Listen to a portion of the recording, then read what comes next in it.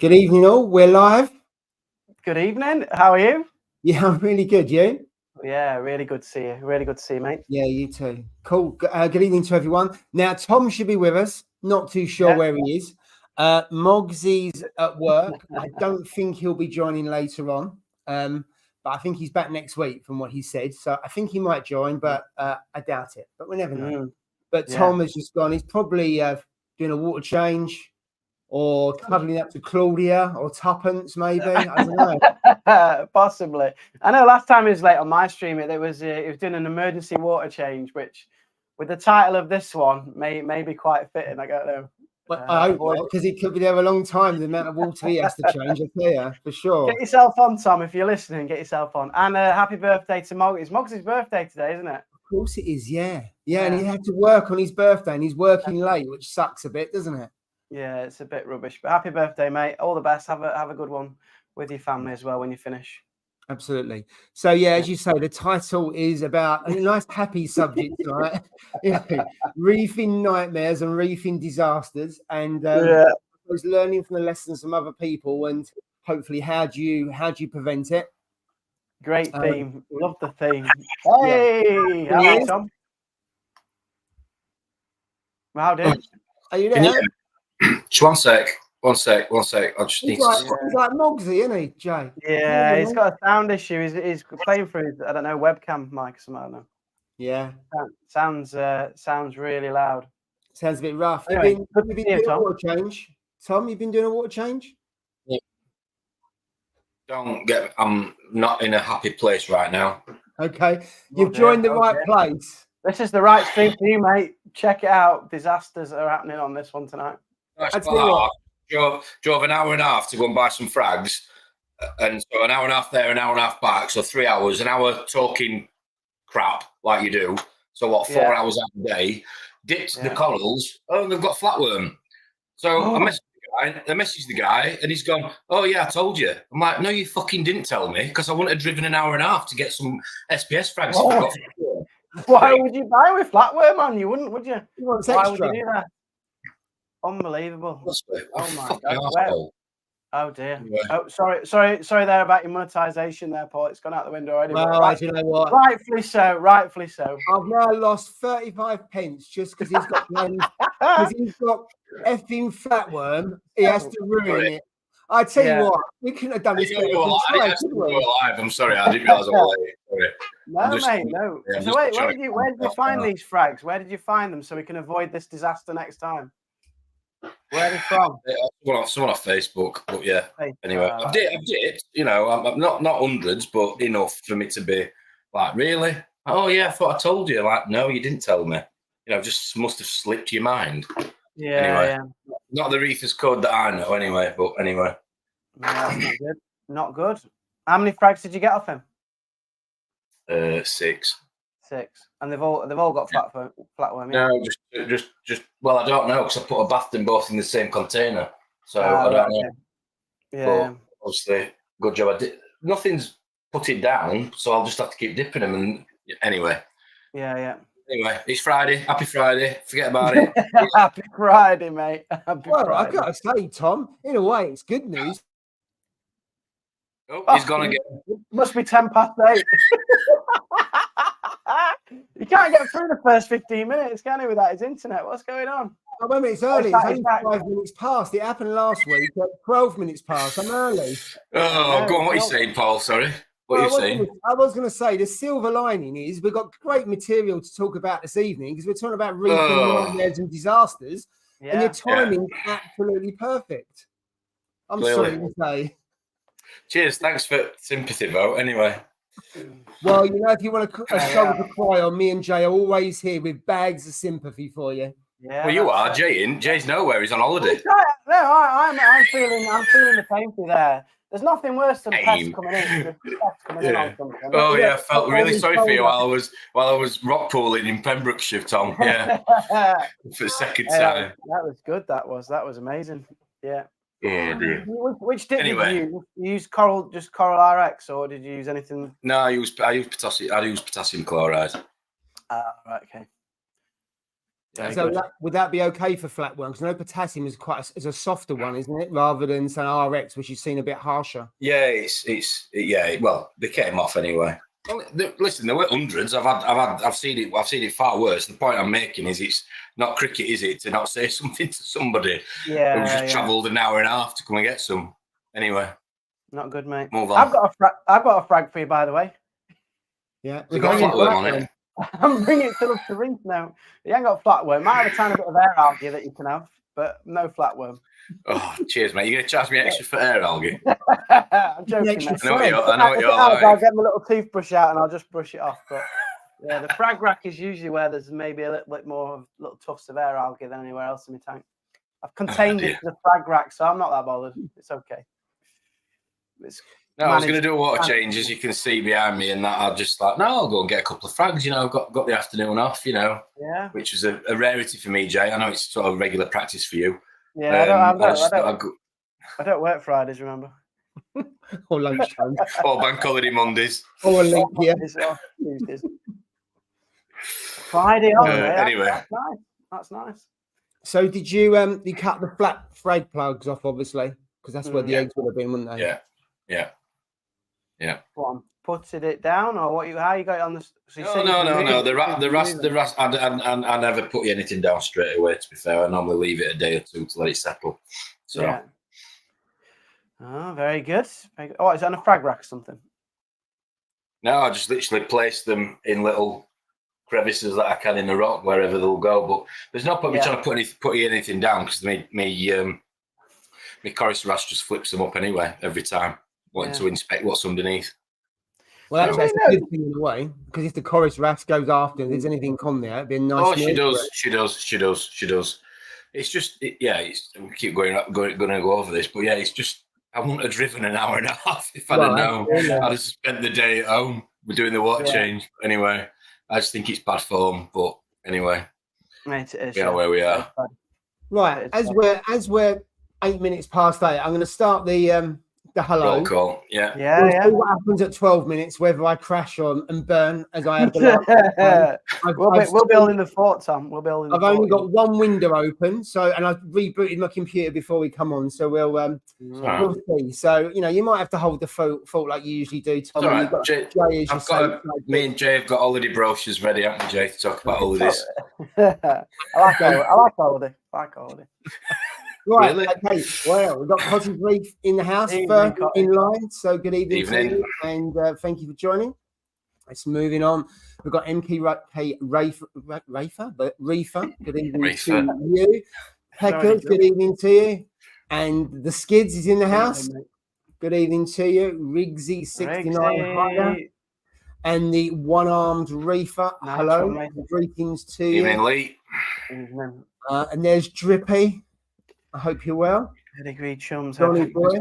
I'll tell you what, I'm looking forward to meeting a lot of people that love to reef. But Johnny boy, I know there's quite a few people who have been here since day one, but I think John's been here every week since day one, always in the chat. And I know there's other people. He's an OG. I don't think he's missed one. I can't think of any time he's ever missed it. He's an OG, is John. He's been there since day one, hasn't he? Absolutely. Awesome guy. I sent him a message saying I can't wait to meet you, mate. He said, you'll easily spot me. I'm the oldest in the room. So there you go. That's what he said. So fair play. Oh dear. UKM 120. Yeah. Good evening to you. Reef 216. You're well. Reef 216.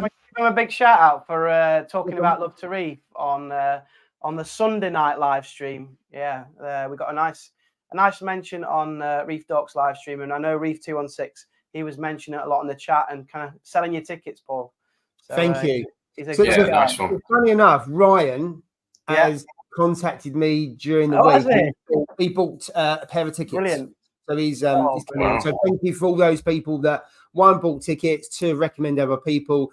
And obviously, I did watch a little bit back, and I saw the chat. There was kind of lots of bullets about it. So appreciate that. Talked about it. So thank you everyone on the other stream. We appreciate that. Yeah, thank you. Good evening to you, Chris. Daryl, Ali, good evening to you, and Haley. Hi, I hope you are well.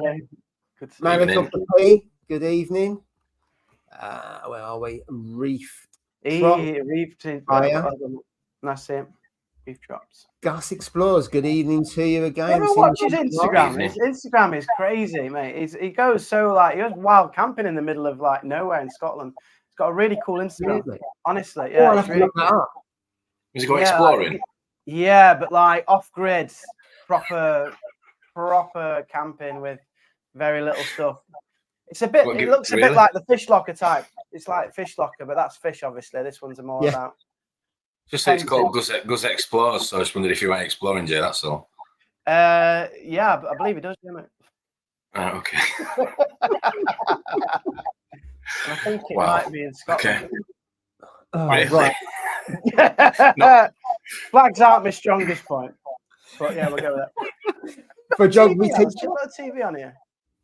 Can you hear a you TV? are? Who's got the TV? Sounds like someone's got the TV on. Maybe it's mine. Oh, who knows? But yeah, very observant that he explores and Scotland, and there's a mountain there. Nice one. There's no flies on me tonight.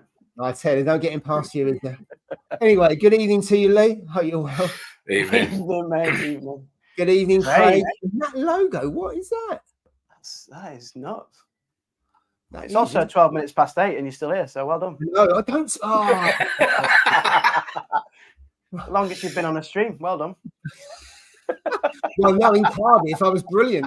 Well, not brilliant on the stream, but the reception was brilliant. Get back to Wales. It was really good there, wasn't it? That was nice. I enjoyed that weekend, actually. Anyway, let's move on. Right, Gil's Aquarium. I'm here, but Operation Flow to Go. Oh, it's well underway. Well, I'll come on back onto that. No. Wow. Into that. Good evening to you, Jupiter's Reef. Hope you're well. Yeah. Allergic Swimmer. Good evening to you, and hiya Joe. Hiya Joe. Simon Page is with us. Hiya Simon. I'm loving that picture of the ground in the Nems. That looks fantastico. Yeah, Pelagic Swimmer as well. I'm really enjoying his channel. I'm getting into his channel now. Yeah, it's good. It's good. Yeah, it's good. Yeah, you recommended it, Tom, didn't you? I think. I did. Yeah, loads of fish, loads of tangs. Really healthy fish. Yeah, his fish collection's awesome. They're massive as well. They're absolutely huge. Yeah, really good channel. Pelagic Swimmer. Look at that. Yeah, it's good. Reefer 350 Mix. Good evening to you. Yeah, I love the logo. And Stuart, hi. Hope you're well. Hi. Nice Luke Moore, good evening to you. Hiya, Jarek. Nice one, mate. Good to see you. MB Reefing. Hey. And then we've come to the end. Chris is saying, so just doing a water change with my Reef Float AWP. Suggestions on how best to clean out the container. No solid deposits, more like biofilm. I would use citric acid. And then give it a good rinse, because vinegar can sometimes obviously damage. I don't know within that what components are in it, but citric acid is. I switched to that years ago, and I find that really good for cleaning buckets or anything. It's really good. I find on most things, including all the kit. So that's what I would use. I don't know about you guys. I'd probably just try and jet it out with RO water, but I'm just super cautious. I'd probably just try. I don't know. Yeah, just try and jet it out and wash it out with RO water. Just move it around. Possibly. I don't think either will. Just obviously rinse it out after using citric acid. I think sometimes you've got more contaminants on your old pinkies than you have on anything else these days. Putting into the tank. Yeah. Just on on Reef Float. Apparently, there's I'm not sponsored by anybody, but there's a £30 off Reef Floats at the moment. I saw it on my Facebook. So anybody's looking for the auto top off, I think you've got to the end of April, but it's £30 off it. Because I was seeing how much it was, but didn't have time. What's the code you have to put in? J30. No, that'd be funny, wouldn't it? No, it's just if you go there, Facebook, mate, you're stitching me up here. If you go there, Facebook, you'll see it. £30 off. If anybody wanting to buy one, you can get a bit cheaper. Yeah. And they've got a really good reputation. The guy's name's Gordon. He's been knocking around for some years. He imports all of the parts and then he makes it all in the UK and distributes. So I think he does auto top offs. So obviously the water changer as well. Not too sure what he does, but from the people I know and what I've seen, he's got a really good rep. Yeah, it seems to do well. Seems to do really well. His reviews are really good. Yeah. Hi Jay, we had the torch off you on eBay. Ah, right. I can remember this one. We did the video. Awesome, mate. Nice to see you, Craig. How's the torch going? Don't say it's dead or with flatworm, otherwise I'll be upset. The flatworm, I think he'd be upset. No, I'm Jane, it's got flatworm. No, it didn't. Nice to see you, Craig. Hope your torch is going well. How's your daughter as well? Hopefully her tank's going well, because I know she was getting into the hobby and loving it. That's good. Great to meet you both. Darren's hi, Darren. Hope you're well. Black Pearl Reef is in the house. Good evening to you. Evening, mate. Citric acid good for coralline and stuff. I'm not sure about the bacteria and stuff. Yeah. I mean, I always use on the power heads and stuff like that, and it gets that nice and clean. And when I put it in the back in the white, containers that are white, they all come out spotless. But I mean, I don't know. Well, that's what I would do. I'd take it to Spotless because they've got power guns with RO. Just spray it down inside. What? So you take your power heads. You take your power heads to Spotless. No, the actual the dispenser at Spotless. Yeah. So powerful. You could use it as I don't know why. I could just picture you showering at Spotless. I don't know why. Scrubbing his back. Well, scrubbing his back. If I set up an OnlyFans, you can pay for them. And it's above the container, and he's like this. Check out my OnlyFans. It's all around Spotless water. Don't start talking about OnlyFans. Oh no!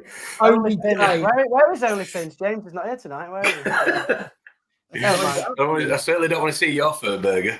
Oh god! You seem to want to see a picture of me washing under the thing, so you can pay for one if you want. I'll do it if you're paying. Shall we move on? Look at that! Look, comment from Pinky's out. Dear. Oh dear, Scully's out. Dear. Brilliant bit of kit, to be fair, dead easy. Yeah. I've got to say, I'm going to look into this whole thing about citric acid and does it clean the bacteria, because I've been using it for quite a while, and if it's not getting stuff properly clean, then I'm going to have to think again. But I don't think you get. Well, I don't know. It definitely is good on coralline. Yeah. Cool. Right, where else are we going on this? Rainport AC bought a couple of tickets for 18th. Nice long drive from Durham. Wow. Durham. Wow. That must be one of the furthest. Cool. That must be nearly 5 hours then. Something like that. That's a long way. It will be, depend on the traffic. Well worth it though. Well worth it. Absolutely. Only clams. I'm assuming Tuppence and Claudia are well. Tuppence and Claudia are fine. Thank you for asking. Yeah. Good. Cool. Is Tuppence the show name? Because I know you wasn't overly enthused about Tuppence, and then you've got a real name that you say at home. No. Tuppence is fine. It's just you've got to choose your wording. You've just got to choose the wording. Well, I'm not going to say I was just going to feed my Tuppence, are you? You know what I mean? It's just a bit wrong. That's all I'm saying. Fair point. Yeah. Especially if you've got like an Alexa or something, because they always listen in. When your phone does as well.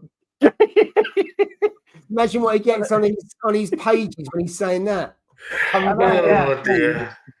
They're always listening in. You get like target marketing and stuff, and then you'll be getting all sorts. I tell you what to do though, didn't you? Within about 30 seconds or a minute of you saying something, you get pops up on your Facebook feed and stuff like that. You're like, wow.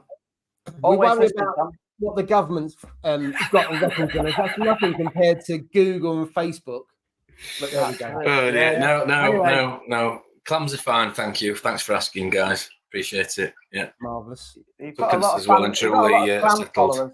There's a lot of clam followers on a lot of clam love, a lot of flap love. Only clams. Flappy friends. Yeah, only clams, yeah. Absolutely. Right, anyone had an issue with a Nero 3, flashing red, cleaned in citric acid and still flashing red, nothing blocking the impeller? Never had one, can't comment. So I don't think I've had one that's flash red before. I'd have to look it up and see what that means. Occasionally I've plugged them in and it hasn't, the impeller hasn't gone round, and I've just stuck something in it, whizzed it around and it's kick-started it. That's happened on a Tunzi before as well. Never really happened on a Vortec, but you find that every so often on the others. And I've had it on a Jabara as well, where for whatever reason you put the power on and it just gets, I don't know if it's got a little bit of grit in it or something, and you just have to help it's on its way. Are Are the impellers moving? It's hard to. I don't know if the impellers are moving still there, or are they stuck? I'm assuming as it's flashing red, nothing's happening. Right, so they're not turning. Yeah. You could go on to the DD Facebook page. DD distribute them in the UK, so you could go to them and ask them. I'd Google it first of all to see what the flashing red means, because it might be. Aren't Nero AI, so they're Ecotech. Yeah, but AI is distributed in the UK by okay. DD, by Ecotech is distributed by Exodus. Right, okay, yeah. Got you. So even though they're the same company, they've got two different UK distributors. But you're right, yeah, AI is DD. So I'd message them. I don't know if they've got a help page outside of Facebook. They might have, but I don't know. But I would try that. Yeah, good idea. And then someone said March on Fragbox said he was red on the Nero. Not sure how he sorted it though. March. I can't believe I missed March at AAC. I can't believe I missed that. I was good. I know. I'd love to meet him in real life. Be ace. I know you're a fanboy. Yeah. What's that? You're a fanboy. Yeah, I enjoy the channel, and he's I'd like to catch up with him. I know some of the people in our chat they've met up with him, but yeah, I'd like to meet him some point. He's a good guy. He seems it anyway for the couple. He seems it. He gets on really well with Paul, which tells you something as well. Yeah. But by some of the videos, the language they use to one another, you think they hate one another's guts. But when you're with them, they do really get on well, and they really like one another. Yeah. Oh my God. What they say to one another, and that's on the videos, let alone behind the scenes. But yeah. Right, well, it's got hi, Lee. Hi, Lee. Good to see you, mate. And Carl's in there. So, Carl, are you in the cab, Carl, or are you at home? Good to see you, Carl. Was there an issue with his tank? He's meeting up with us on the Friday night, actually, Jake. You know, is he at the sleepover? I haven't got a ticket for the sleepover. Oh, isn't he having a sleep? He's having a sleepover, isn't he? He is. That's what he told me. Yeah. Top and tail. Top and tail. There's 10 of them having a sleepover. That's what I heard. That's what he said. He didn't invite us, though, did he? Well, Jay, you're going to get a bit jealous because this week I was up in Leeds and I had a dinner date on Tuesday. Was it Tuesday? Yeah, Tuesday night with Tom. What? Peace, right? Seriously? Yeah, I was up in Leeds for a couple of days. Wow, Leeds is great to go out and have a drink and things. Really good. We did. That's exactly what we did. Oh, very good. We would have invited you, but we knew you were on holiday. Mate, if you don't want to invite me to anything, Tom, I'm not, precious about it. It's fine. Yeah, but I think we stayed out a bit late though, so you would have had to have gone to bed. Well, if it's after 9, there's no chance. No chance. Exactly. On a school night. Oh, good. I didn't know that. You were there with work in Leeds? I was up there for 2 days. Oh, fantastic. So yeah. Yeah. So that was going on. So you got Carl on the sleepover as well. Wow. We just spent 2 hours slagging off, mate. Well, there's plenty of material, so there was. That's how we come up with reefing nightmares. I wonder why you two are always so prepared for these streams, and I'm like, what's going on here?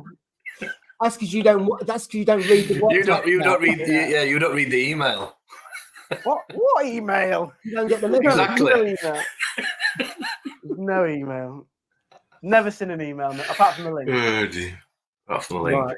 Such a wind up. Okay, let's go down, see what's going on. All around comes for beers. So, that's it. There's 10 of us now, to be fair, on this sleepover. That's going to be calm. Let's see him. Got me Ben up. Very good. But you wasn't on. So, wow. So sorted out a couple of the guest Speakers. So I've got to do all the posts and all the detail about it, but we have got Jeremy Gay from Reef Builders. So he's coming along to be the compere, and he's going to do a talk as well, but I haven't locked down what that's going to look like. And also we've got, and this will come out next week, got Jose from Reef's Elements, who's coming along. So Raffles. Yeah, I think I met him actually. Did we meet him at Kraken? Yeah, just about to say. So when it was Okay. Cracker, me, Yeah. you, Mogsy, and we met with him there. So we obviously didn't know who he was, and I think he'd only just started with reselling, and I think Kraken was one of the first shops he stocked, and I hadn't really heard of it. And so he's coming along, and hopefully he's going to be talking about pH amongst other things, Tom. So I thought you might like that. Jay might fall asleep. What about salinity? Like the number one parameter, salinity. Why is he not doing that one? Why has he gone down? You know. Well, you can ask a question on salinity if you want. I'm only joking. Yeah? No, pH is really important. I've sit at the front, Jay. Otherwise, you won't be able to see at the back. Get you a booster seat. Get you a booster seat. I'm going to sit next to you. That's where I'm sitting. Really? Okay, sit on my knee if you want, kid. It's just getting really weird. That's really good because he's great. He is, and he was like super knowledgeable as well with all his products. Yeah. I use quite a few of his Reef's Elements products as well. So, well, if you think it's him and his wife, I think his wife is a chemist, if I remember rightly. Yeah, that's right. So they've kind of if you look about everything they've made, that's their kind of own started off as, I suppose, their own home brew that they've done on their own tanks, and then they've just built it out and obviously gone into ICP as well, and now DD distribute them, so they get a far greater reach, not just here, but I know DD are pretty big in Germany as well. They do a lot of export. Germany, so I imagine that there as well. So there'll be Jose there. We're talking. So when we had a chat with him at Cratney, I thought it was fascinating in terms of how he started. Yeah, it was really good. And am I right in thinking this is in the new breakout room? So it's all like kind of like a bit more of a theatre type. Yeah, absolutely. So it'll be in a separate room. So we'll have Jeremy presenting, and also there'll be Jose. And then we'll do the Q&A. I just got to work out the timing about whether we just have 2 guest speakers and then the Q&A. And, of course, then we've got the giveaway. And the giveaway, we've got, I think it's about $2,500 worth of kit that's been donated so far, which is brilliant. So, again, I've got to start pulling that together. So any tanks larger than this one? What is a giveaway? No, they haven't pushed it. Gee, I mean, that's probably about $1,000 for a tank. We should give Jay away. Give me away. Like a nano. No, you're not getting rid of the tank. Spend an evening with Jay for charity. Right. That would be good, wouldn't it? An evening with Jay. Spend an evening with Jay. Dinner for 2. A restaurant of your choice with Jay. Yeah, Nando's. Right. J-Date.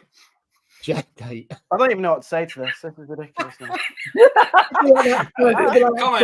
Comment if you think Jay should offer himself for a date for the night. I feel like this is human trafficking or something. Right? What's going on here? J-Date. No. I did not want to agree to this. It's for charity, mate. It's for charity, Jay. Charity. You can't sell humans on here. You can't do that. Jay, there's a serious question which takes us off of you. Lobster eggs. Where are you getting your lobster eggs? Where did I get them? I got them from AAC. That's where I got them from originally. Still struggling to find them. Anyway, I got them from AAC. Is that the Reef Nutrition ones? Yes. Yeah. I've got. I've only got a few left. I have. So you can't get them anywhere. I'm a bit worried now because mine are running low. I've got maybe 6 cubes left, I think. I'm sure they've gone. I'll be surprised they haven't. They got most of the products because obviously he doesn't just sell Reef Nutrition. He's the distributor for the UK. Yeah. So he distributes all the other shops. Yeah, that Reef Nutrition, those bottles, he sells those with lobster eggs, doesn't he? Yeah, that's the ones I think you got, or maybe no, I've got frozen ones. Oh, so you didn't get those then? No, but I did get them from him though. I definitely got my lobster eggs from him. So that would have been in the blister packs then? Yeah, in the blister packs. But to be fair, I've never seen them anywhere else. Come to think of it, yeah. But I didn't think they were that hard to get hold of. But... So, Riggsy, I'm sure AAC, if they have got them frozen, they do post frozen food out. So it might be worth dropping them a line. If you can't get them anywhere, maybe drop them a line to see if they've got any in stock. I'm not there in the next couple of days, so I can't. Hey, rumour has it that he's posting corals soon. Like this by the end of this year. I must admit I don't know. I mean he should do. Let's face it. Yeah, that's what he said on the video. Yeah, he's going to start posting out. I heard that. Yeah, exciting. It's good. Yeah, who's got that new unit? Was that in the video? Because I must admit, I skipped to my bit. I only watched my bit about 50 You times. watch yourself for the 30, 40. He just watched himself. He just admitted to watching himself, and that was it. Yeah, I watched mine a few times, and I didn't watch the rest. Well, did you notice that? Right, I'm going to call him out while we're on here. So I rang Drippy because I saw the Instagram from ASE saying that he was going. So I rang Drippy and said, "Oh, you might want to go to ASE today because March is there."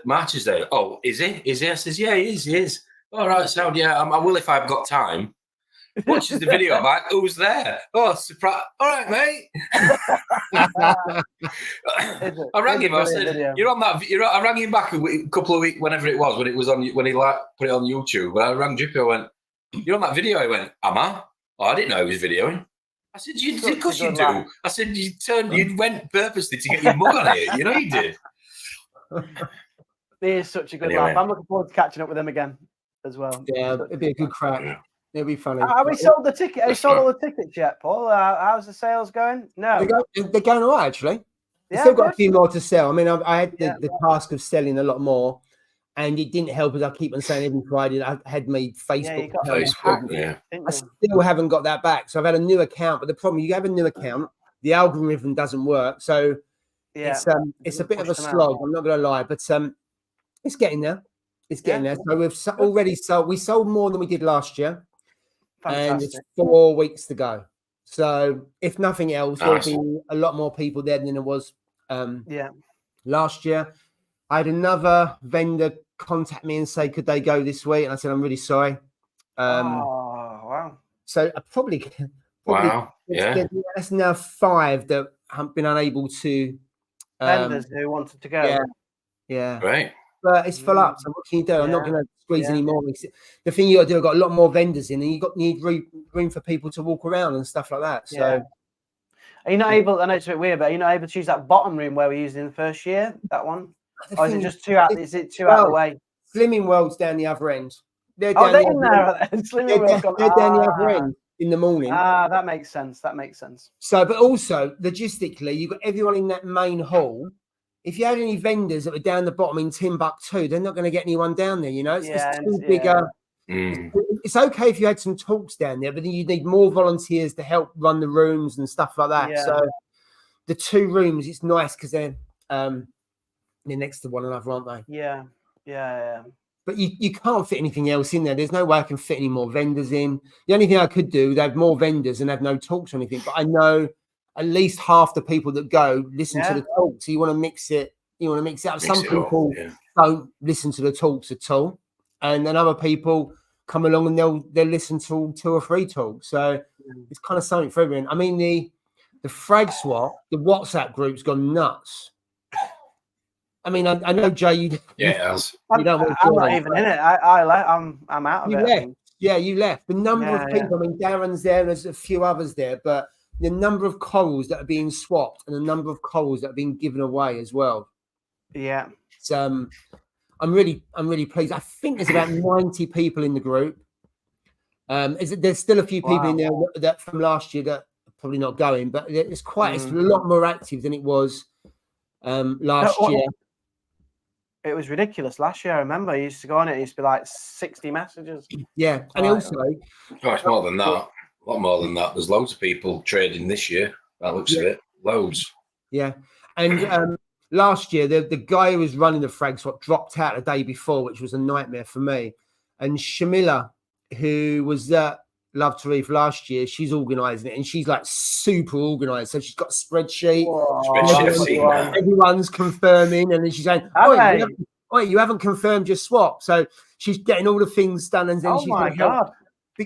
And help check him in and all things like that, just to keep it organised. So, that's a brilliant job. That's something. That's something that you Cole left the WhatsApp group because his phone was going up. It does. It goes absolutely crazy. Yeah, but then there's last year. People from acros. There was some yellow-tipped millies, all kinds of stuff. I mean, the thing with yellow corals, you've got to be pretty good and keep your water parameters pretty decent to keep it yellow as they go green, don't they? That's the risk. But if you can keep them bang on with your water parameters, they're fantastic corals. I'm bringing you a coral down, Darren, as well. Remember, mate? I'll bring you one down. Yeah, he's having a bit of TNT as well. Well, there's quite a few people actually in the chat who there's loads swapping. Yeah, brilliant. Yeah, so really good. So I'm trying to think. There's like softies. There's quite a few stylo. You know, if you're thinking about your first SPS, there's quite a few people that stylo and so I can't think of the other ones that are on this that are giving away. But there's all kinds of them. Pavlona. Yeah. I think there's some barley slimers getting swapped from what I read a couple of weeks ago. I could do with a green barley slimer. I'll have to look on the see who's giving away or swapping. So yeah, it should be good. So things are going well. Most of the stuff I've got organised. Touch wood. Really good. I can't wait. So yeah, it was a bit tough about mid-March because of all the stuff that was going on with Facebook and all the rubbish I was getting and number of hacks and also I get all these people that are messaging just telling me to F off and you're see you next Tuesday and all this kind of stuff. Bizarre. I've never had social media before. But I get all of these Fruit Loops that are just messaging me. Just beautiful. It's hilarious. A couple of them I went back and I thought I can't be bothered, so I just blocked it.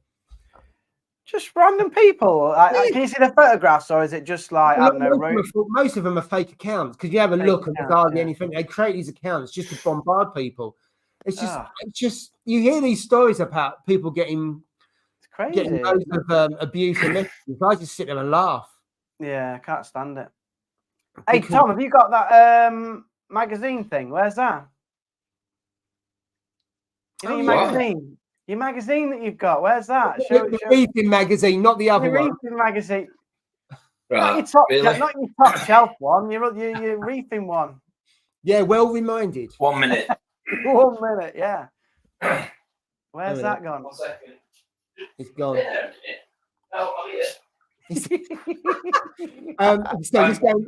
Sorry, I missed a few of the missed some comments. I did. Right, let's have a look. Oh yeah, someone bought Ross's tank for 50 quid. Wow, it's water. I know it's. Is this sold? I know it was empty, wasn't it? We saw a picture of it empty. I didn't know it was sold. He posted a picture today and said it was the end. So I don't know because it was empty or whether he got rid of it. I'm not too sure. Yeah. So hello, yeah, ultramarine. What is that? What goby is that? Is that a suntail goby on the front? What goby is that? Tell me. I think it's a suntail goby. Maybe. Yeah. Ultramarine. Do you get? We've had that as a prize before, haven't we? Yes. Yeah. And there we go. There's a quarter of a page in there. Fantastic. And what was really good, the guy who runs that, John, he's on Ultimate Reef, and he actually messaged me and said, "Can you do you want to put an article in there, 200 words, send the logo over?" So I just done a draft, sent it over to him, and that was it. So it was really good that he reached out. I didn't go to him. Yeah, it's fantastic. It reads well as well. I read it, obviously. Tom posted it kindly. Yeah. Great stuff.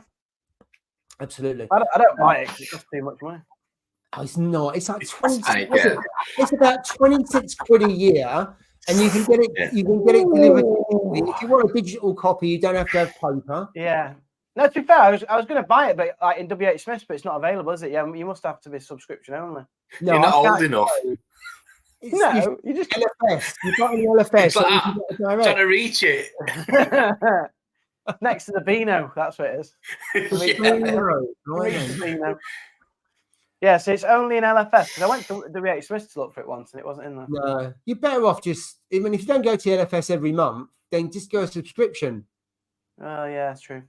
And I hate paper magazines and stuff like that, so I have a digital copy. I just find it a lot easier. Do you have a pencil case at school, Jay? Yeah, of course I do. What's in it? Everything. Coloured crayons mainly for geography. Well, compass. Crayola. You can't do geography without your green and your blue and your brown.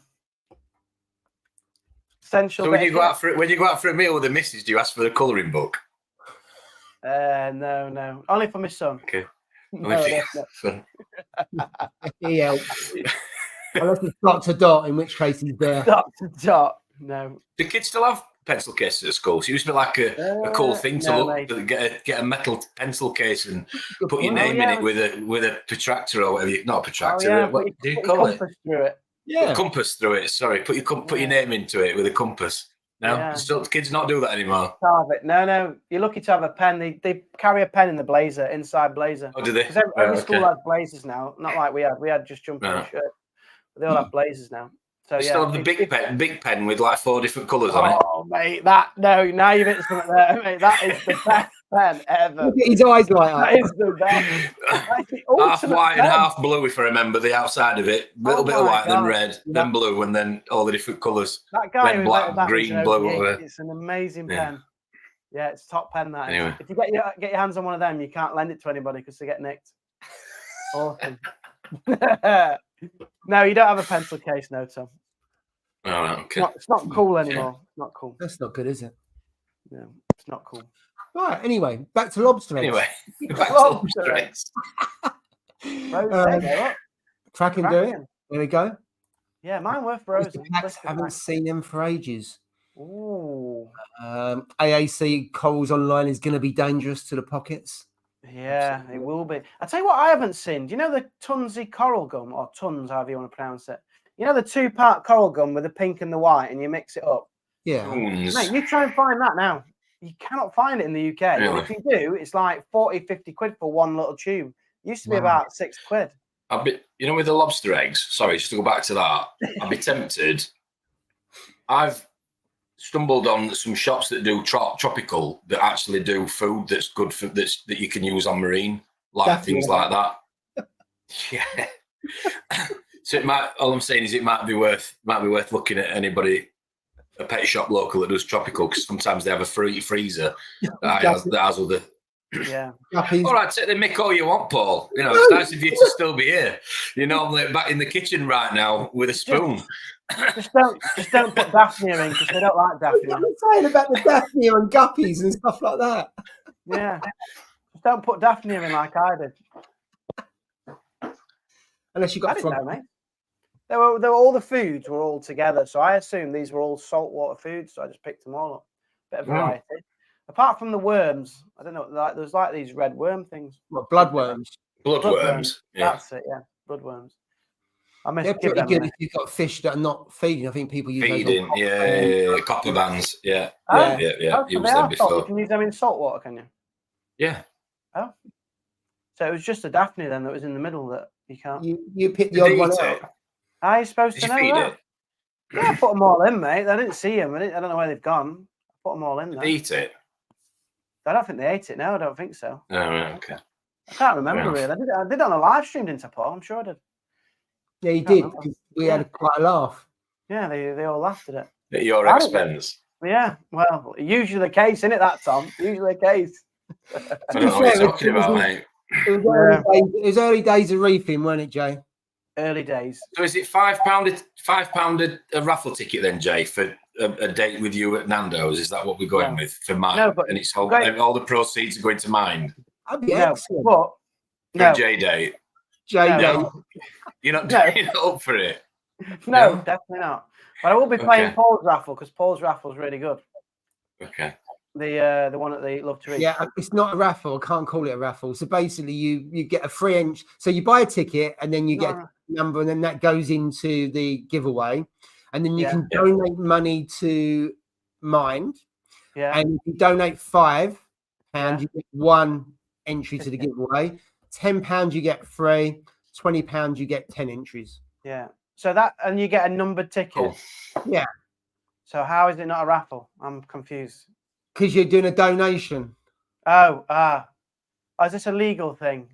Just leave it there. I buy a ticket with a number. So I buy a ticket with a number that gets in a pot, that gets mixed up, that gets picked out, but it's not a raffle. It's a giveaway. It's a giveaway. Jay just wants to go somewhere where there's a tablecloth with loads of prizes with raffle tickets, sellotape to them, and somebody doing that with a big tombola. That's what we want. We want the tombola. Jay, do you want to come up and turn the tombola? You've got to get a zero. You've got to get a zero or a 5 to win. Yeah, the tombola's ace, isn't it? You should have a box. So I've got to upgrade now, have I, to a tombola? Yeah, and if you've got a 5 with or a little lid, put your hand in. Yeah. You've got a 5 or a 0. Tombola. I think we might have one at my school actually. PTAs have always got a tombola. Can you get away with calling it a tombola or not? I haven't looked into it, Jay. To be honest, I'm not overthinking it.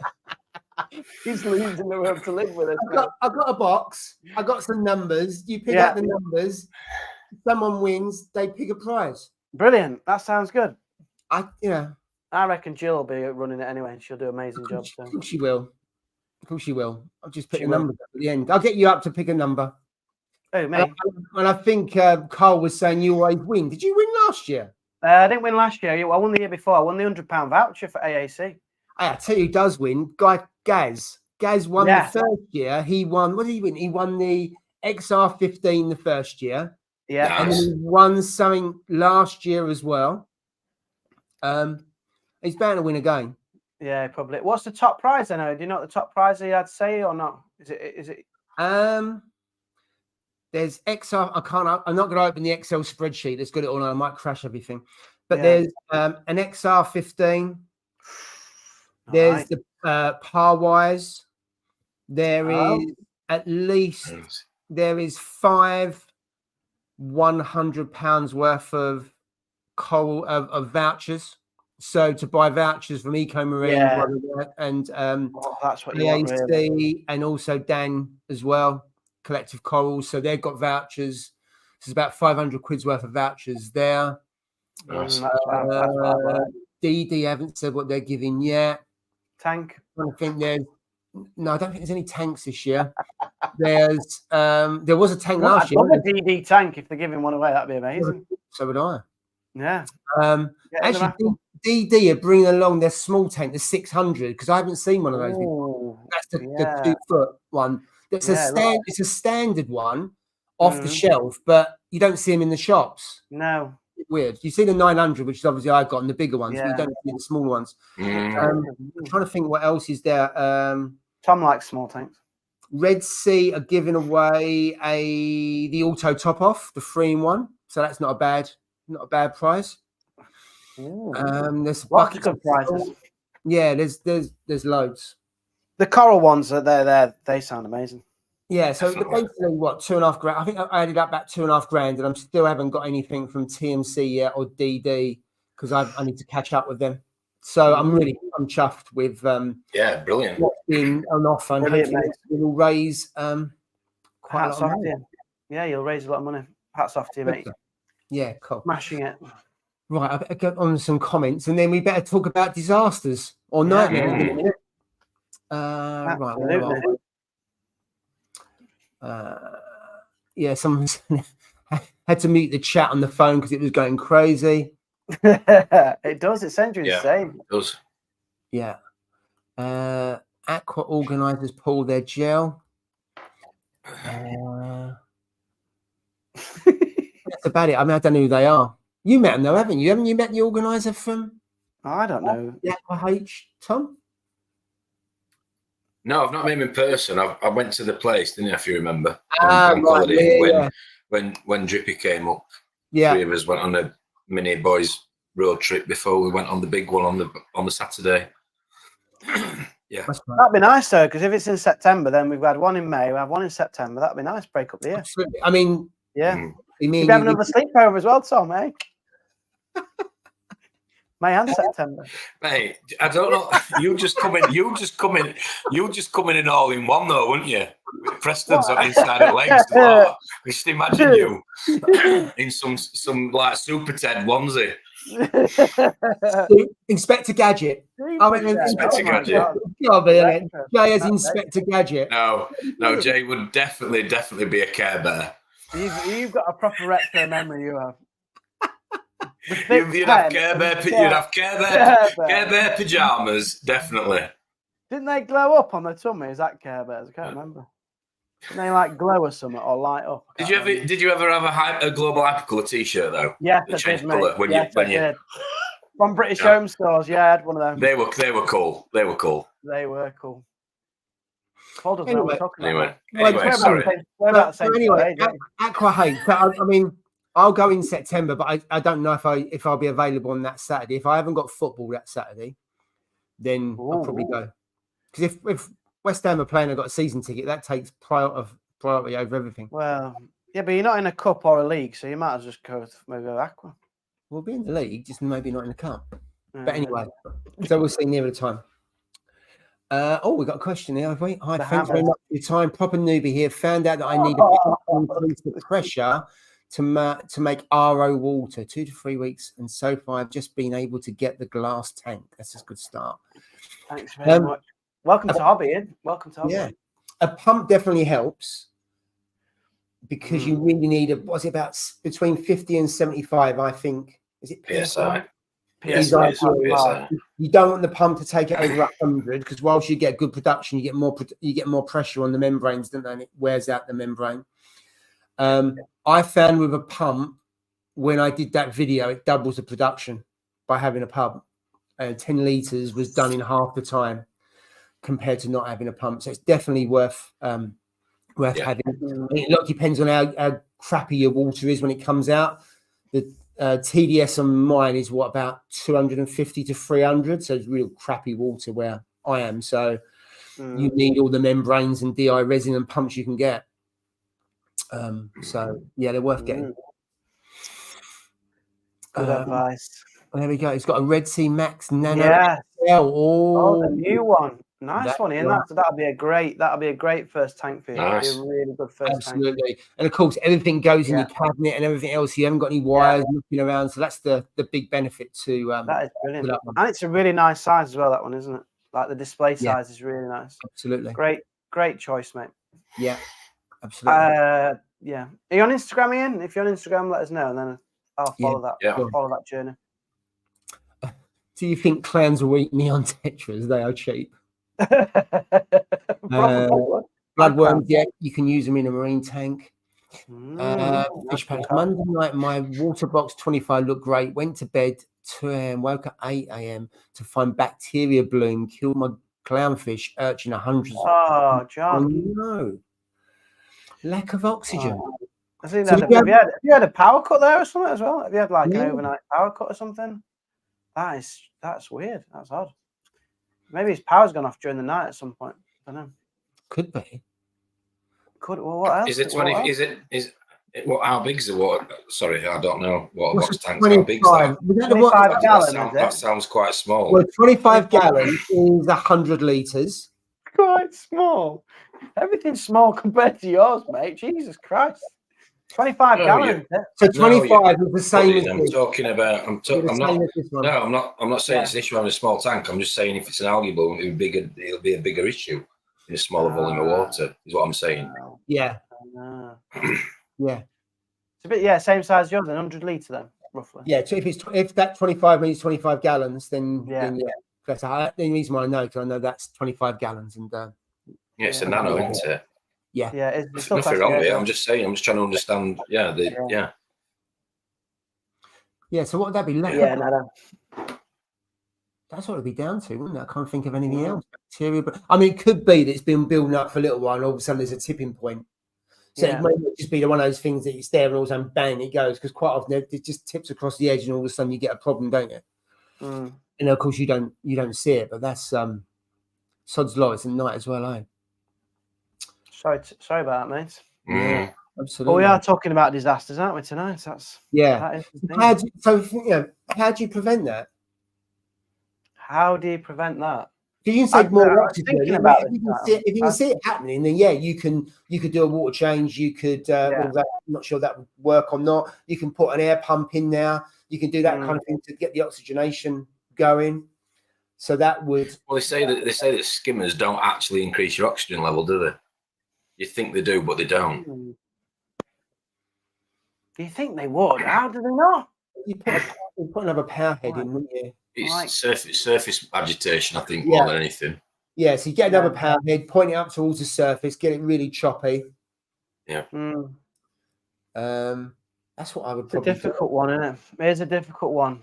I do think, well, when they're like, about this disasters thing, I think obviously it helps if you're around when the disaster is unfolding. Because if you're not around, then I think you got to have you got to have some luck in this hobby as well. Like if something happens and fails or breaks, or when you're not there, you're stuffed, aren't you? Really, you're done for. No matter what you've got or doing, if you can't get to your tank in any reasonable time, if you're on holiday or something, what can you do? You know the amount of stories I've heard from people, second-hand or first-hand, and it always tends to be when somebody goes on holiday that it all goes wrong. It's weird, isn't it? Or is it because things do go wrong when you're there, but you don't recognise it? You just get on with it. You just sort it out, or you spot the sign or something like that. I'd be interested to know in the comments. Like, my worst nightmare is leaving somebody literally a foolproof, or what you would think is a foolproof step by step. Do this, do that, do other, and then. But I have heard stories where people have.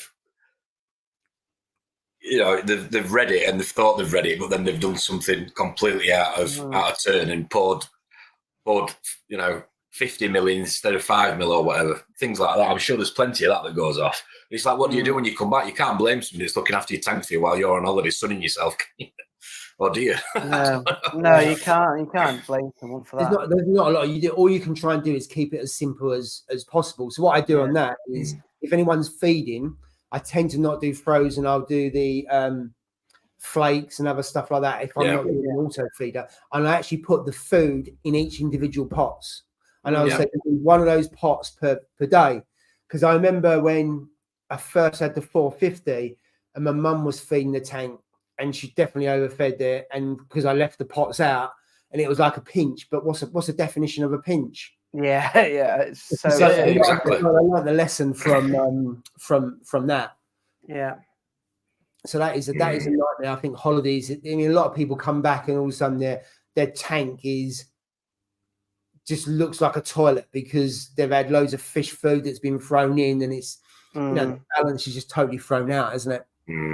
So I book my holidays around the reef tank, so I've worked out that 10 days is about getting towards. I would say it could do 12 days my tank on its own on like auto mode with all the 6 times a year. 6 days. Oh, you're thinking about the 6-week holidays? 6 plus 10, not 10-day holidays. So I'm like, so I said to my wife, like, we're going to Turkey this summer. I was like, let's go for 10 days. She's like, why 10 days? Like, I'll get bored with 2 weeks, and 10 days just seems about right. A week's too short. And in my mind, I'm thinking, what you having done this time? You having your teeth done, or forehead reduced, or double D's? We play Spot the Difference, Tom. You're going to see what I've had done. Oh, really? You're going for a bleached starfish? Oh, my God. What is going on? Oh, my God. Right, should we have a look at some comments? If I'm Derby, it won't surprise me. Speaking of starfish, I'd like... Look at my starfish under blues on my radions. Oh, my God. Put your orange glasses on. Put your orange glasses on, Kate. I still want one of them red starfish. Rein him in here, Paul. Right, comments. You're talking about... so easy. We actually look at comments on this show occasionally. Yeah. So sorry. Apologise. I'll stop. It's okay. Anyway, 10 days. That's it. Right. So I booked my holidays around how long my tank can survive. Right. I didn't realise this is a teacher's holiday show. Could do. We should have a psychic as a holiday show. Oh, dear. Travel show. Yeah. Yeah. Okay. Right. Let's go to Darren. Darren needs the Versa. Here we go. And the Versa, Paul, yeah. Get that in the raffle.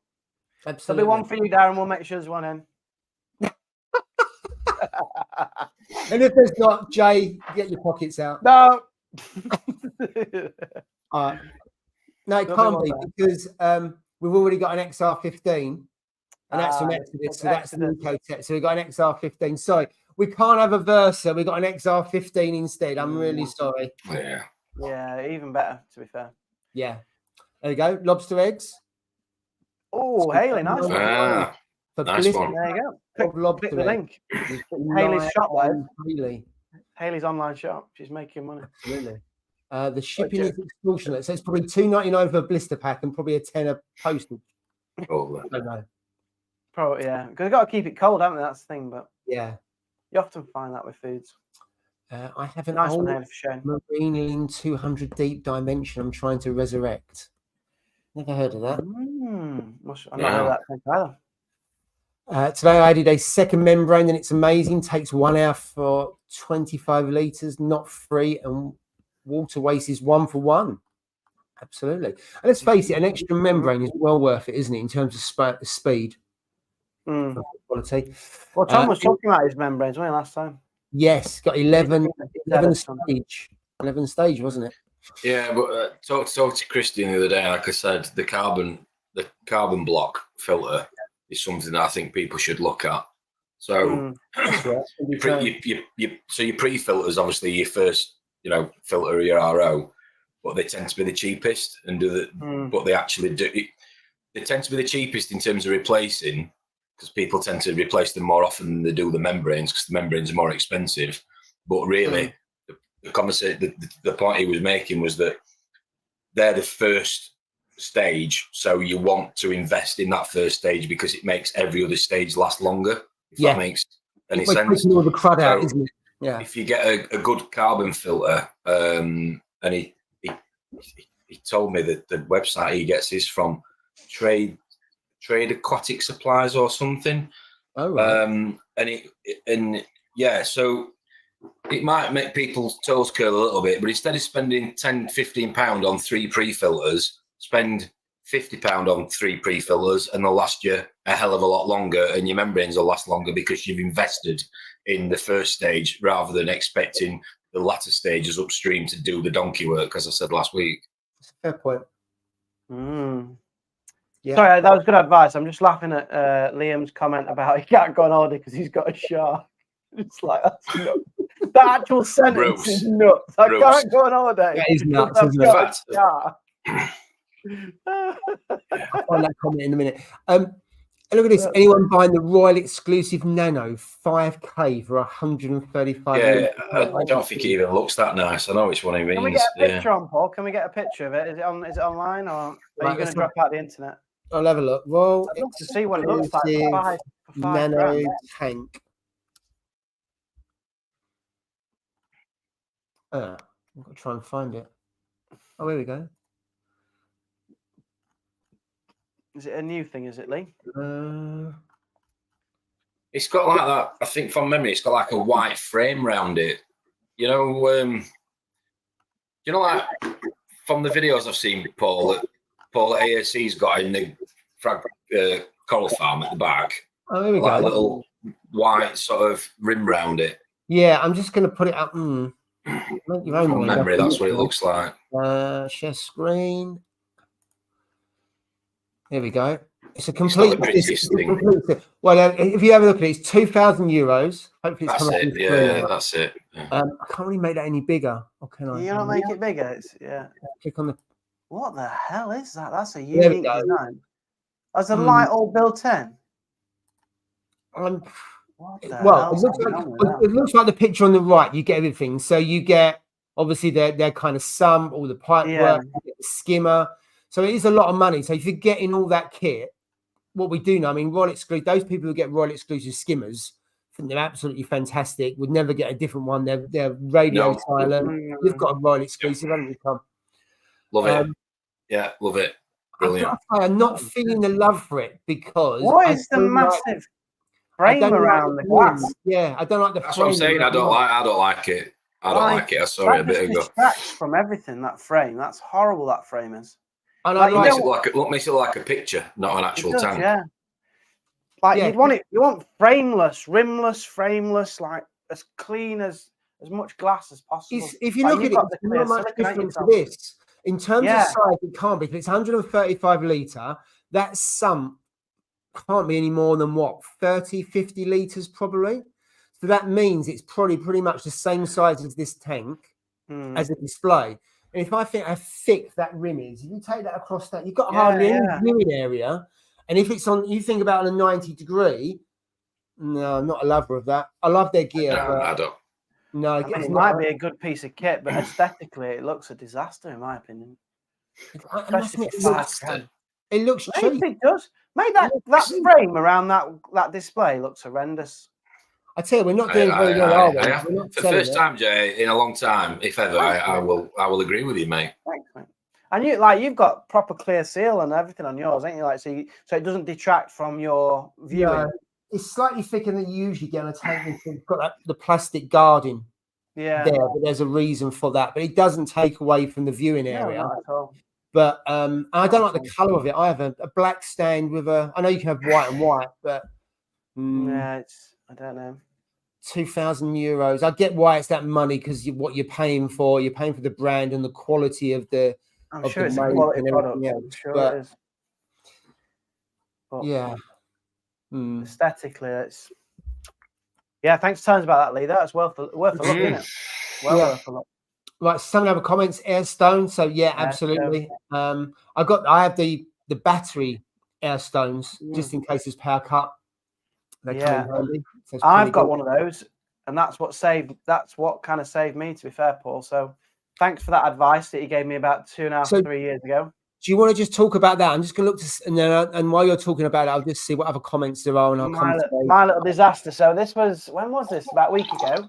The electricity went off at about 6:40 in the afternoon. Well, it was evening, but there was no storms. It was just unusual. I'm like, why is the electric gone off? It's usually because it's bad weather. Anyway, it went off. Pay your bill. Pay your bill. It's like Yorkshire Electric Company, that is. Anyway, it went off, and I'm like, it'll come back on in like 2 or 3 minutes or 5 minutes. And I was like, no, it's still off. And I'm like, no, this is a proper serious, like someone's cut through a cable or something here. Yeah. Anyway, it goes out, like when all your neighbours are out, and it goes out, and I'm like, they're like, oh, electric's off. Yeah, my electric's off. And all our row, basically the whole area where we are, is all cut off. So there's no supply. Were you stood in your Care Bear pajamas at the time? Because I thought if it's just mine, I'll just like get some from next door or something. Yeah, like link in. But anyway, it was the whole area, and then it goes on National Grid, and it came up, and it was like, oh, we've been notified. You'll be connected at 11 o'clock after about 11 p.m. or something. It was. This was like 7, just going on 7, and I'm like, oh my god, this is not good now. So Paul told me to get an Airstone for when you have a power cut. So I put the Airstone straight in.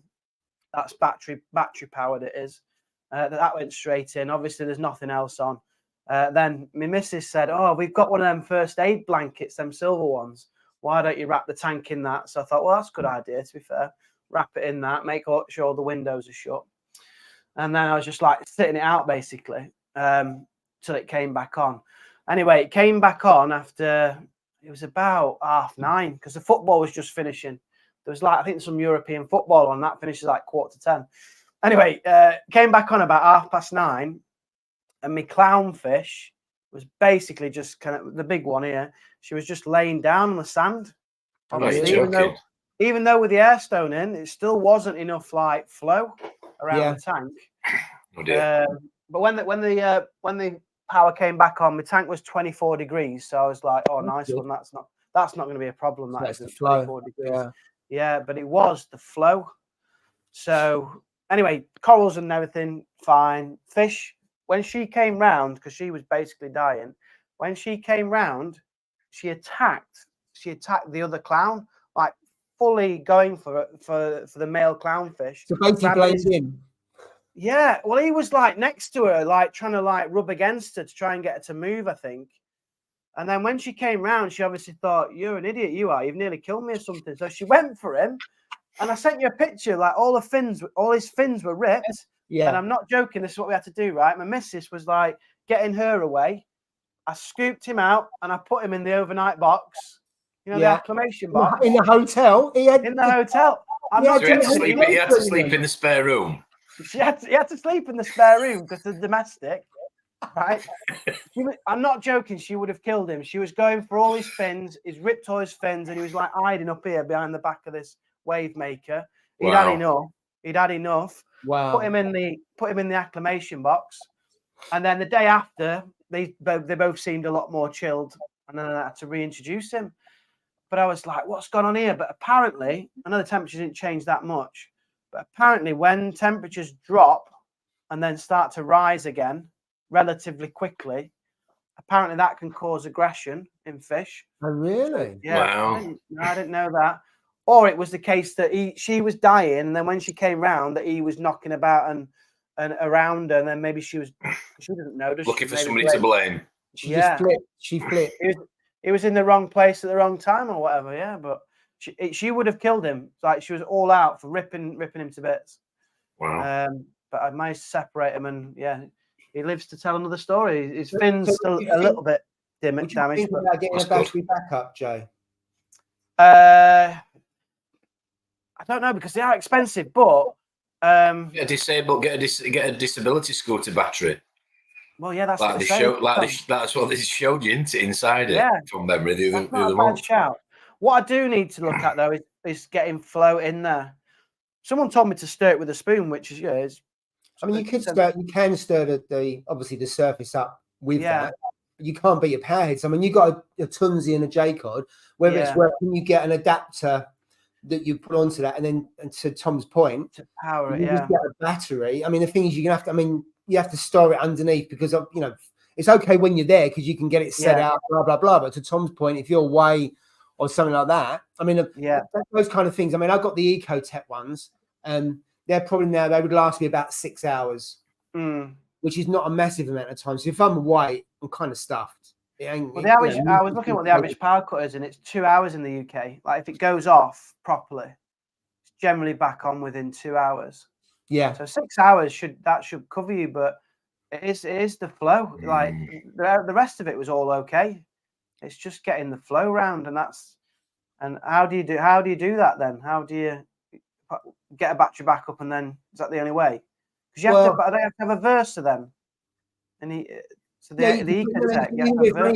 Ecotech, they do their own battery, which is about 200 quid, which is way expensive compared to Tom's point about the battery you can get. Some people use the batteries that you get for servers.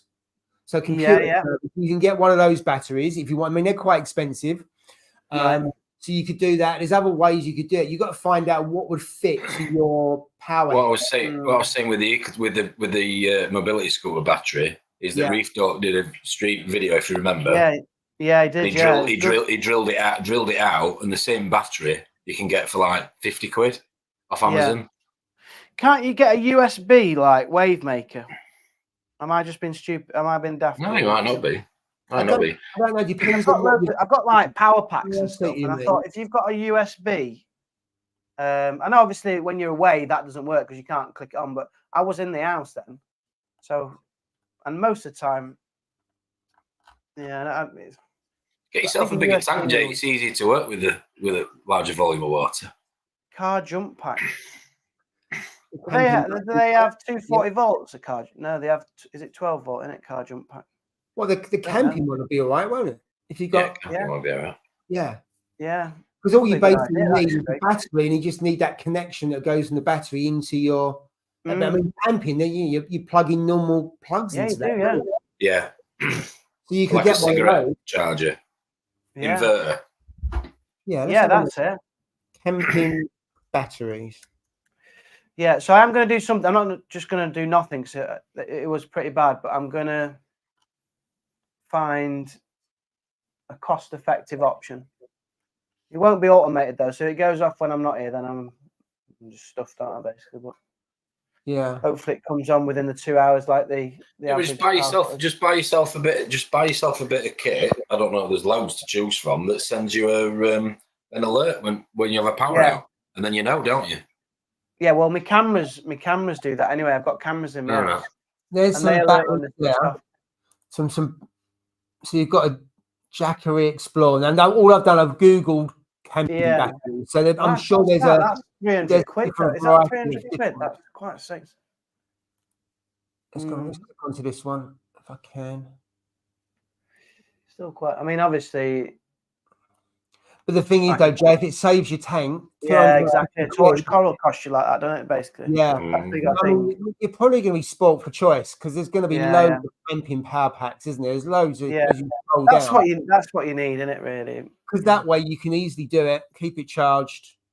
USB wave makers and so there is USB ones, Because obviously my tank's not like Tom, so a USB wave maker on yours would be a waste of time. But on mine, because it's only a small area, it might be just enough to move. It just needs enough just to move it slightly. The air stone wasn't moving the water. Yeah. So, yeah. US maybe for a little nan it might work. Have you got a battery backup on yours? I assume so, mate. Obviously with your big. Have you got one on yours, Tom? Yeah. Oh, you got a generator, haven't you? You got the generator. No, I've got a generator in garage. And again, what I would say is, whatever you do decide to go for your tank, you need to do a trial run. Because if you remember rightly, did we have 3 power cuts in January? Oh, yeah, you did. Yeah, you did. You remember, I had like 3 in January. I'm sure we did. One after the other. And one wasn't for long. Well, the first 2, weren't for long, but the third one was pretty much nearly all day. And I came to get the generator out, and I'd not got the adapter for the generator to the extension lead. So the point I'm trying to make is that you said if you remember, so I had to test run, back off, drive to screw fix or whatever, and so I was just saying do a test run is what I'm saying. You buy, just make sure it works first. There's a few here. So there's one about the reef dog. Use the Halo piston that has a plug, run TV 8 hours, fan for 10 hours. Gills equipment extension leads and to the car wheel where the wheel goes away. Jen and Moggsy's got a generator, hasn't he? Yeah, he's got a generator. He took the noise of it outside his back door. It is, they're not quiet. They're not quiet. It's a question I was making. How do you watch the football if your TV running on gas? I thought that, but I didn't. You're on about my phone was working on 4G. Wi-Fi. So I had my phone internet on my phone, didn't I? I had 4G on my phone. 4G, sorry. I sat it out whilst watching the football, praying to God that it came on before midnight. Basically, sometimes there's going to be some disasters. Sometimes you just got to have a bit of luck, haven't you, as well? And I had a bit of luck when it came back on. If it had been off another hour, I'd have lost the clownfish for sure. If not a few other things, but I don't care what anybody says. You've got to have a bit of luck with this hobby as well, because. Oh, definitely. I tell you what I did once. I had a fish before I had a top on here, and the fish jumped out, and it was just about going. So I had it held it in my hand in the tank, and I pulled it backwards towards the power head, and I'd done that a few times, and then all of a sudden, bang! It scooted off, and it was fine. And it lived for I don't know how long after that, but it looked like it was water over its gills. But the fact that I read it somewhere. I don't know why I did it. You pull it backwards, but its gills go the other way. So the power head was blowing into it. I was going towards the power head. The oxygen was then going into the gills. And I just did that a few times. All of a sudden, it just scooted off and it just went and hid. I thought I probably won't see that again. I'm sure it was a wrasse, and it worked. Fish first aid. I'd never thought that was a thing. But I don't even know why I did it, but I just did it. And it worked. It was really weird. But that's before I had a top on the tank. That was on my first tank. That's good. I was obviously when mine got his fins nipped, and then I was reading online about infections and they can die if they get the fins nipped and stuff. They were saying if you do a little water change, just keep your water clean, then they should be okay and fins grow back. And obviously a lot of people knew that, but I was obviously that had happened, and as soon as something happens, you research it, don't you? But fins are growing back now, which is good. Yeah, absolutely. Slowly. There's got to be some disasters that people have had. I'm curious to know in the 40 minutes we've got left. What's your biggest disaster? Yeah. What's your biggest disaster? Yeah. Or what's the worst bit of bad luck? Yeah, nightmare. Yeah. I mean, for me, mine's going to be obviously, 1,400 litres of water, just pouring out. There's some videos that you've seen. Have you seen them on YouTube? It search like aquarium burst or whatever, fish tank burst. And there's a couple just sat there in the lounge just on a Saturday night or whatever, just TV on, kids playing, and literally out of nowhere, the front panel just comes off and just floods the whole lounge. I mean, yeah. What can you do? I've got to say, that's probably the thing that I would dread more than anything. Because what can you do? It's not just can you? No, I mean, it's not just the fact you got your livestock and all that, and can you keep it alive? As soon as that salt water hits your ground on the floor. If you've got laminate or anything like that, that's wrecked straight away because you're never going to get that water out, and it'll just seep through. It's water and electricity while you stood there in your bare feet in your lounge as well, or whatever. As well, it's just the clear up as well, isn't it? Yeah, you can't like plan for that. You can't mitigate that. That's bad luck. That is bad luck. Only like, I don't know, maybe is there a certain age where you should change your tank, like after a certain number of years, like 5 or 7 years, just to be on the safe side? I think it'd be a bigger issue if you'd not got brace bars. Probably. Yeah. I think on the rimless tanks, that's where I think you've probably got the most risk. If you look at the bigger Red Sea ones now they have, I'm not too sure if you'd call it a Euro brace, but they definitely have the bracing around on the edge. They look rimless, but of course when you look down, there's kind of 1.5 inch or whatever it is the whole way around, and that makes perfect sense. Even if you're using something like 19 mil on a 6-foot tank or a 7-foot tank, that's a lot of pressure in that middle, isn't it? Because that's where probably I think one of the biggest sort of again from personal experience tips for anything disaster is redundancy. So always have a spare heater, always have a spare power head, always have a spare pump. It don't have to be all singing and dancing. You don't if your pump fails, it doesn't have to be an Ecotech whatever. It can be a cheap whatever off Facebook, eBay. But the point I'm making is always have one, because you just never know. And that's saved me countless times. Spare heater, spare pump, spare power head. And it's always worth having one. Is what I definitely would recommend. I had I had a power, and then once the power came on, it tripped and it blew the lead on the M1 on the Vortex on the Vectra.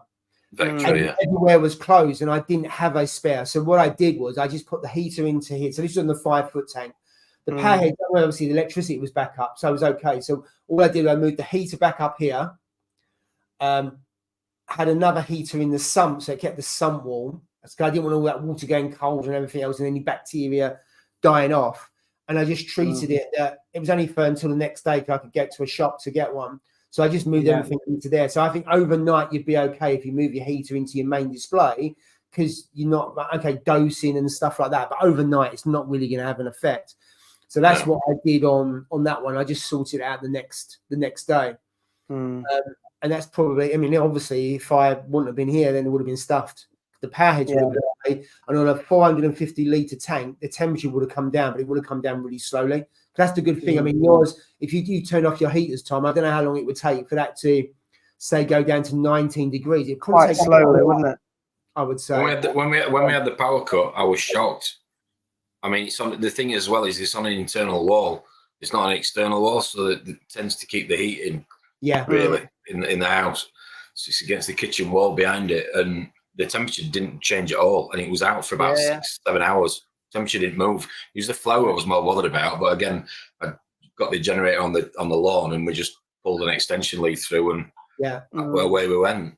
No, just like I said, it's like if your heater goes and you don't have a spare heater, and it's Sunday night at whatever 10 o'clock at night, what are you going to do? It's just always worth having. For how much you can pick stuff up these days, secondhand on Marketplace and on eBay, it's definitely worth having. Flow. They're the two, aren't they? Flow and heat, really, when you're power cut. Yeah, great advice that is, mate. Yeah. Everybody should have a spare heater, spare return pump. Absolutely, it's essential. The godsend is if you mix your own water, you will probably have what you need anyway, because you will have a heater and you will have a pump or a power head, so you will have those already.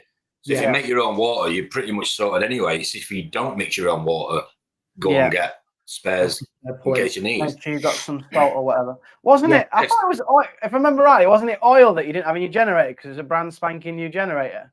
Or was that steam? Yes. No, it was me. Oil. Yeah, I spent 2 hours. The day it happened, I got the brand new generator out of the garage that I'd had for over a year and never used, and then found out I didn't have any oil in it. I didn't have any petrol for it, and I didn't have the leads to connect to an extension lead. So it looked amazing, but it didn't do anything. That goes back to what you were saying earlier, like do a little test run with it. Yeah, that's what I'm saying though. But I'll be honest. I thought it was almost I don't know why, but you picture I do. I picture a power head when you've got like a power outage. Sorry, should I say, when you've got like 4 foot of snow and you can't open the doors and all that. But it was just a random, dry, normal day in not so sunny Rotherham, and it just went out for like pretty much all day. Yeah, that's what mine was like. Yeah, just a random. And it was just like horrendous because, like I say, driving here, there, and everywhere to get everything. So yeah, in hindsight. But I'm sorted now. But again, the godsend for me was the volume of water. It didn't take that much. It was the flow that was the issue for me. Yeah, it was. It was the flow for me as well. It was. Yeah, definitely. So we got some comments here. Just going to walk through some of them. So Liam ordered a. That's a. Liam's not having fun. We talked about it before, haven't you? When I wasn't around, about custom V off the shelf, isn't it? So it's. With a custom, I suppose you really need to know your onions and who you're dealing with, should we say? That's he's not enjoying it. No, I know he's had a tough time with his. It's not just, I suppose, the custom tank. It's the design and the idea behind it, wasn't it? That's caused the problem as well. Yeah, that's a tough one. He was advised probably in a bad way, wasn't it? That's the thing. In terms of the design, that's the sense I get. Yeah. It was given some bad advice by the designers at the time. Yeah. I think you're spending a lot of money like that on anything, whether it's a designer kitchen, whatever, or a fish tank. It's you almost sort of you ask yourself, well, what comeback have I got if it goes wrong? And unfortunately, in some cases like this, you don't have anywhere to go, do you? I suppose that's the advantage of off the shelf. That's what I'm saying against off the shelf. Yeah. Let's be honest. When people were having the Red Sea tanks were splitting, it was like literally, it was nearly on front page of, Daily, Express or whatever as headline news. Everybody was talking about it, weren't they? Mine's gone, mine's gone, mine's gone. Oh, I know somebody that mine's gone. Yeah. And but yeah, I think the issue with for Liam, bless him, obviously is a good friend of mine, is that what people don't realise who make these custom tanks is that people like Liam have spent a ridiculous amount of money, for their dream tank, and it's called a dream tank for a reason. It's a dream tank. It probably might not even, well, I'm sure he will, but afford to have another one similar like it, and it's just a shame. It is a shame, mate. He's worked hard for that money. Well, exactly that. He's worked hard for that. It's not on Klarna. It's not on Tick. It's not on finance. Yeah. It's cash. He's paid. Yeah. To the sum of £7,000, something like that. Yeah, he should be very happy. $7,000. He should be very happy. Like almost a deposit. That's like a fair deposit on a house for someone. Yeah, it is. Yeah, it's a hell of a lot of money. That is. Yeah, hell of a lot of money. Yeah, and you think how much goes into that, not just the saving that tank and everything you got on top of that. It's not good. All the auxiliary bits and stuff. Absolutely. It's a stress. I'm sure he'll get it how he wants to. It's a strain on your family, the inconvenience, the messing around, the lies, the I had it with mine. I've had a couple of people fall out of love with me. One's an electrician, one's a decorator. Booked a decorator 3 months in advance, had to cancel it, so he lost a week's work because Stan wasn't when it should have been, when I was told it was going to be. So Liam's gone through a hell of a lot more than I have. Yeah. But yeah, it's the pain that people go through with certain things that other people need to appreciate. Absolutely. I'm sure he'll get it.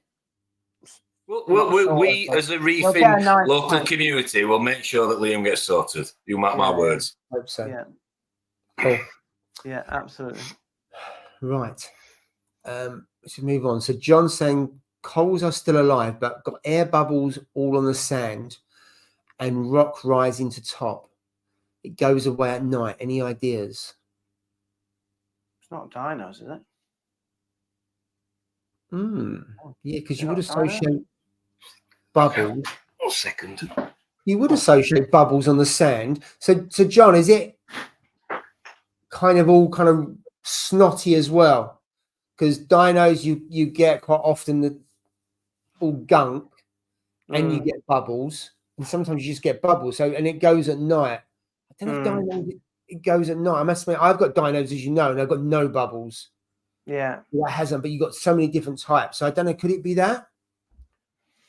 That's what I would say. But yeah, it's a good call. So, John, don't know 100%, but it could be that. Reef Dudes has a good video on DIY power pack backups. Thanks, Scotty. UK. Yeah. Cheers, mate. Thank you. So this is one on Reef. I had a 3-foot tank base crack, managed to save everything, but made a real mess and blow the mains. This was fun night.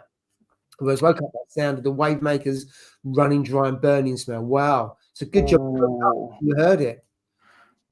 That's a catastrophic failure again, isn't it? It's just a big failure. You can't really do it. The worst scenario, isn't it? You know, as we said earlier, your tank cracks. Yeah. It goes out. And 3 foot. Again, the thing look at it was there. You spill any amount of water. You spill just a cup of water on them, and also, oh my God, there's loads of it. Let alone a 3-foot tank. 3-foot tank is about 250 liters, probably, depending on the size. You imagine 250 liters. Yeah. A full cup or a liter looks like a lot. It does. Let alone 200 plus liters. That look like a swimming pool. It would. Where's little Clive, Tom? Where's Clive? Is he there? Where's what? Where's Clive? Where is he? Yeah. All right. Yeah, nice one. He's there. He's come for his feed. You not see him? Wait a minute. Let's put him on full screen. I can't see him. No, not really.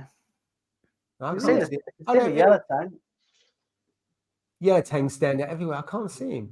I can't see him. Maybe he's towards the back. Yeah. Oh, here we go. Yeah, close up. We're getting a closer look at. No, still can't see him. He's there at the back. Where? Maybe he's at the back. Yeah, he's normally at the front. Though, going backwards and forwards. He's a bit shy tonight. Yeah, he's star of the show normally. Yeah. No, I can't see him, mate. He must be at the back. Like saying. I can see him. Look on the side panel. Look on the side panel. You can see him. Oh yeah. I saw him there. Yeah. Awesome. Yeah. What a guy. Clive watch. Do you want to Clive watch? Claudia? Oh, wait a minute. Go back to solo. Right, where's Claudia? Have you got a filter, have you, Tom? It's looking a bit blue, the tank. You haven't got an orange filter you can chuck on, have you? A what? An orange filter that you can chuck on. What? I've got an orange pair of glasses. How's that? Yeah, that'll work. Yeah, that'll be good. Yeah. Hang on then. All right. That's actually that's a good view of the tank, though, isn't it, Joe? That is a lovely view. Yeah. Here we go. No, one bit you can't see. Oh, yeah. Voila. Nice one. Cheers, Tom. Just like magic. Oh, wow. Look at that. I can see the clam. That's looking good. Mate, that scape's going to look ace once it's filled out. Yeah. I can see the flatworm. How many chromas you got there? You got quite a few. Must have about really? 20 chromas. What? I said I can see the flatworm. Oh, yeah, you can see. Yeah, God. I didn't realise they breed that quick.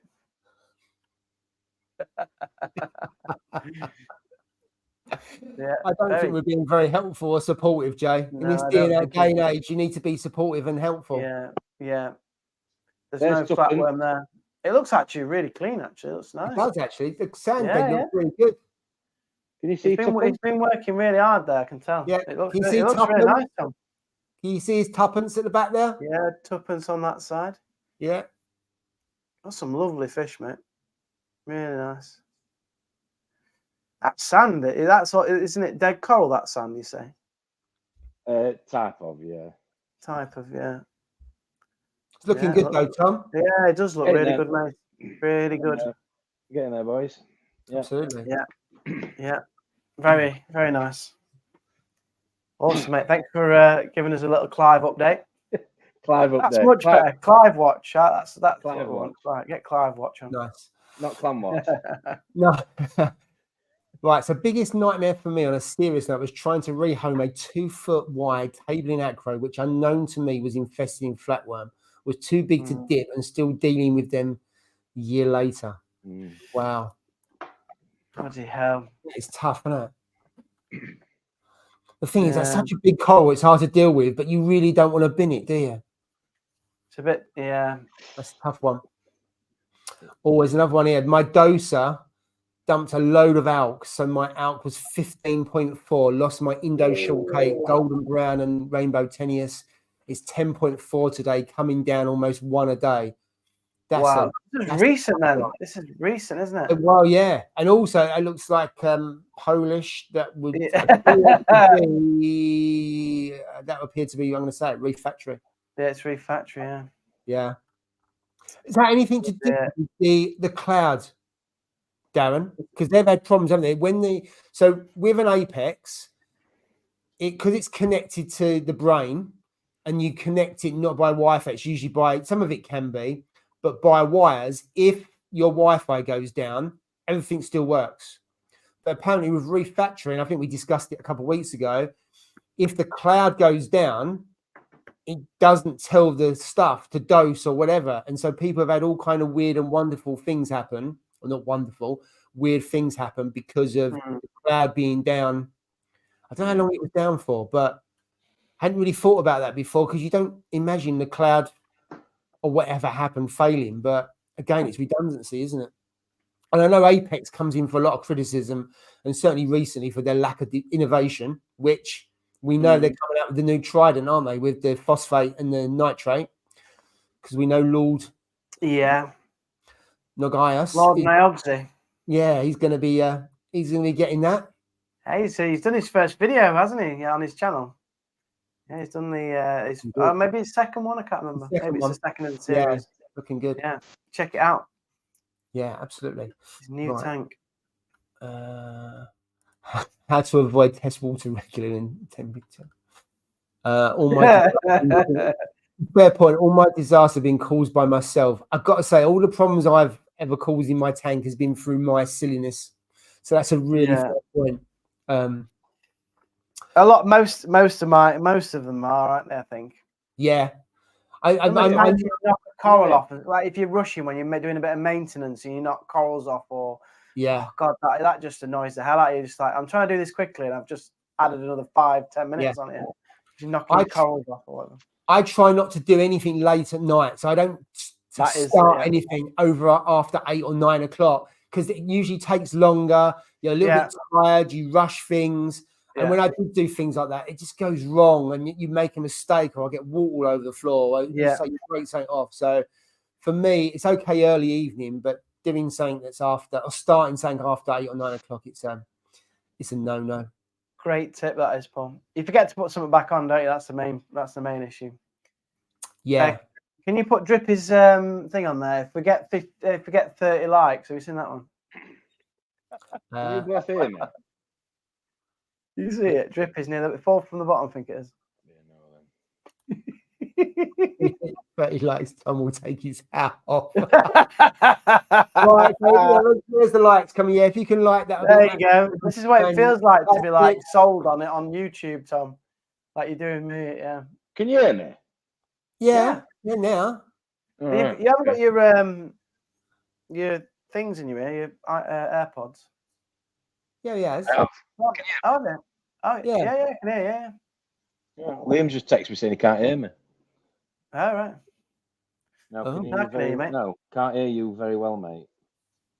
30 likes. Yeah, and got a few more to go. Yeah, Tom's not taking his. I'm sure that's what's that? That's Full Monty, innit? You can leave your head on. Let's not go there. Thank you for that. Right. Oh dear. Right, let's Sheffield, go. that's not Rotherham, is it? That's Sheffield where they did 4 months. It was Sheffield. That's it, yeah. That was a funny film. It was. Yes. So Hayley, I've got a spare return pump, heater, wave makers, and lights. That's enough spare for me. Very well prepared there, Hayley. Oh, when you've been in the hobby long enough, you've got loads of stuff, haven't you? Builds up, doesn't it? It does. So John was saying just bubbles releasing some gas. Yeah, definitely not sure about that, John. Can't help you on that one. Darren's saying it's nitrogen, isn't it? Ooh, could be a good shout. I think this is a fair point. Do your research properly before you buy fish. and then also corals. But you do hear a lot of people buying fish and they're just totally inappropriate, and also decide the tank, end up wiping the tank out. Excuse me. Just reading that comment. Yeah, I'm not going to read the rest of it out. Yeah. People can do that at their leisure. They're quite they're hard to catch, aren't they, fish, to be honest? I was ages catching mine. Like they look so easy when they're just like, when you see them like this, I think, oh, I can easily get that. Oh my God, try and catch one. It's a nightmare. Try and catch one without knocking your corals off as well. That's even harder. That's even harder, yeah. This hobby is 90% amazing and 10% stream. Yeah, definitely. Yeah.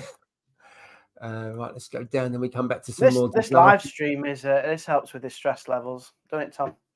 Tom's much happier now than he was 2 hours ago. He's about to bloody kill someone early. He was. I think he was. Yeah, apologies again for that. I didn't know we were live. I thought we were. No, I thought it was a great intro. It was like having Ross back, because he used to come on. He used to come on a complete grumpy knickers. Mind you, he used to live with grumpy knickers as well. But to be fair, a little bit right in the middle. Yeah.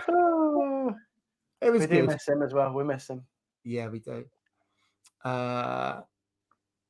Okay, we're just still coming down. It can be stressful at times. I definitely it can be. Yeah. Right. So where are we on the number of likes? Let's have a look. It's not taking my hat off more important than disasters. Oh, 33. 33. 33. So you're gonna have to do it now. Yeah, you have to. There we go. Oh, there we go. I wasn't expecting that. Have you had it shaved or something? What have you been doing? I've shaved it today. You look like him off Little Britain. What was it? You can get bent.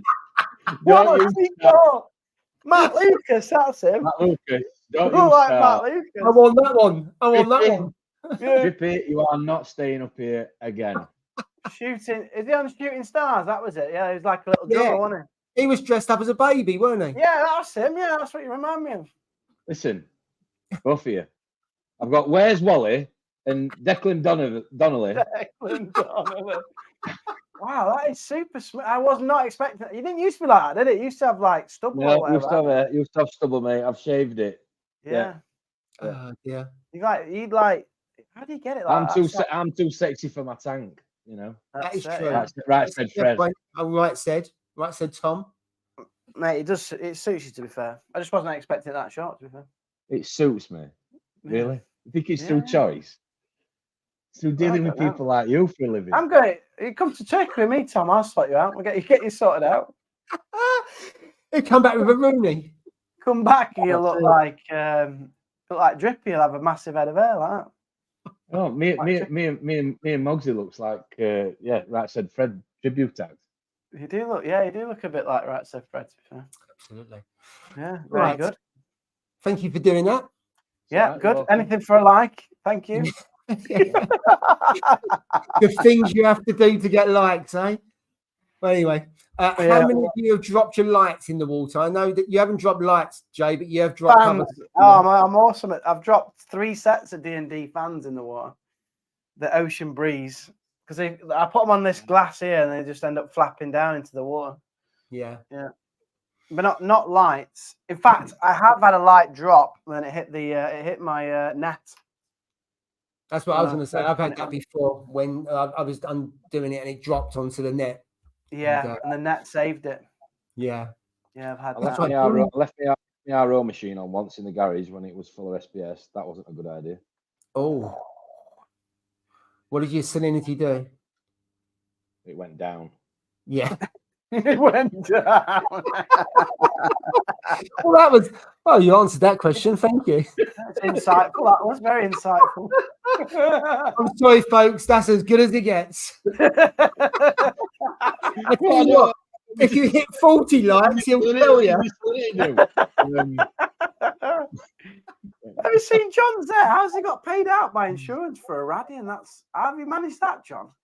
He's got the right. Can you remember? He dropped him, didn't he? Yeah, remember? Yeah, I remember. But how's he been paid out insurance for that? Because he bought Gen 4s, didn't he? I thought he bought Gen 4s as replacement. Gen 6 here, look, 2 of them. Yeah.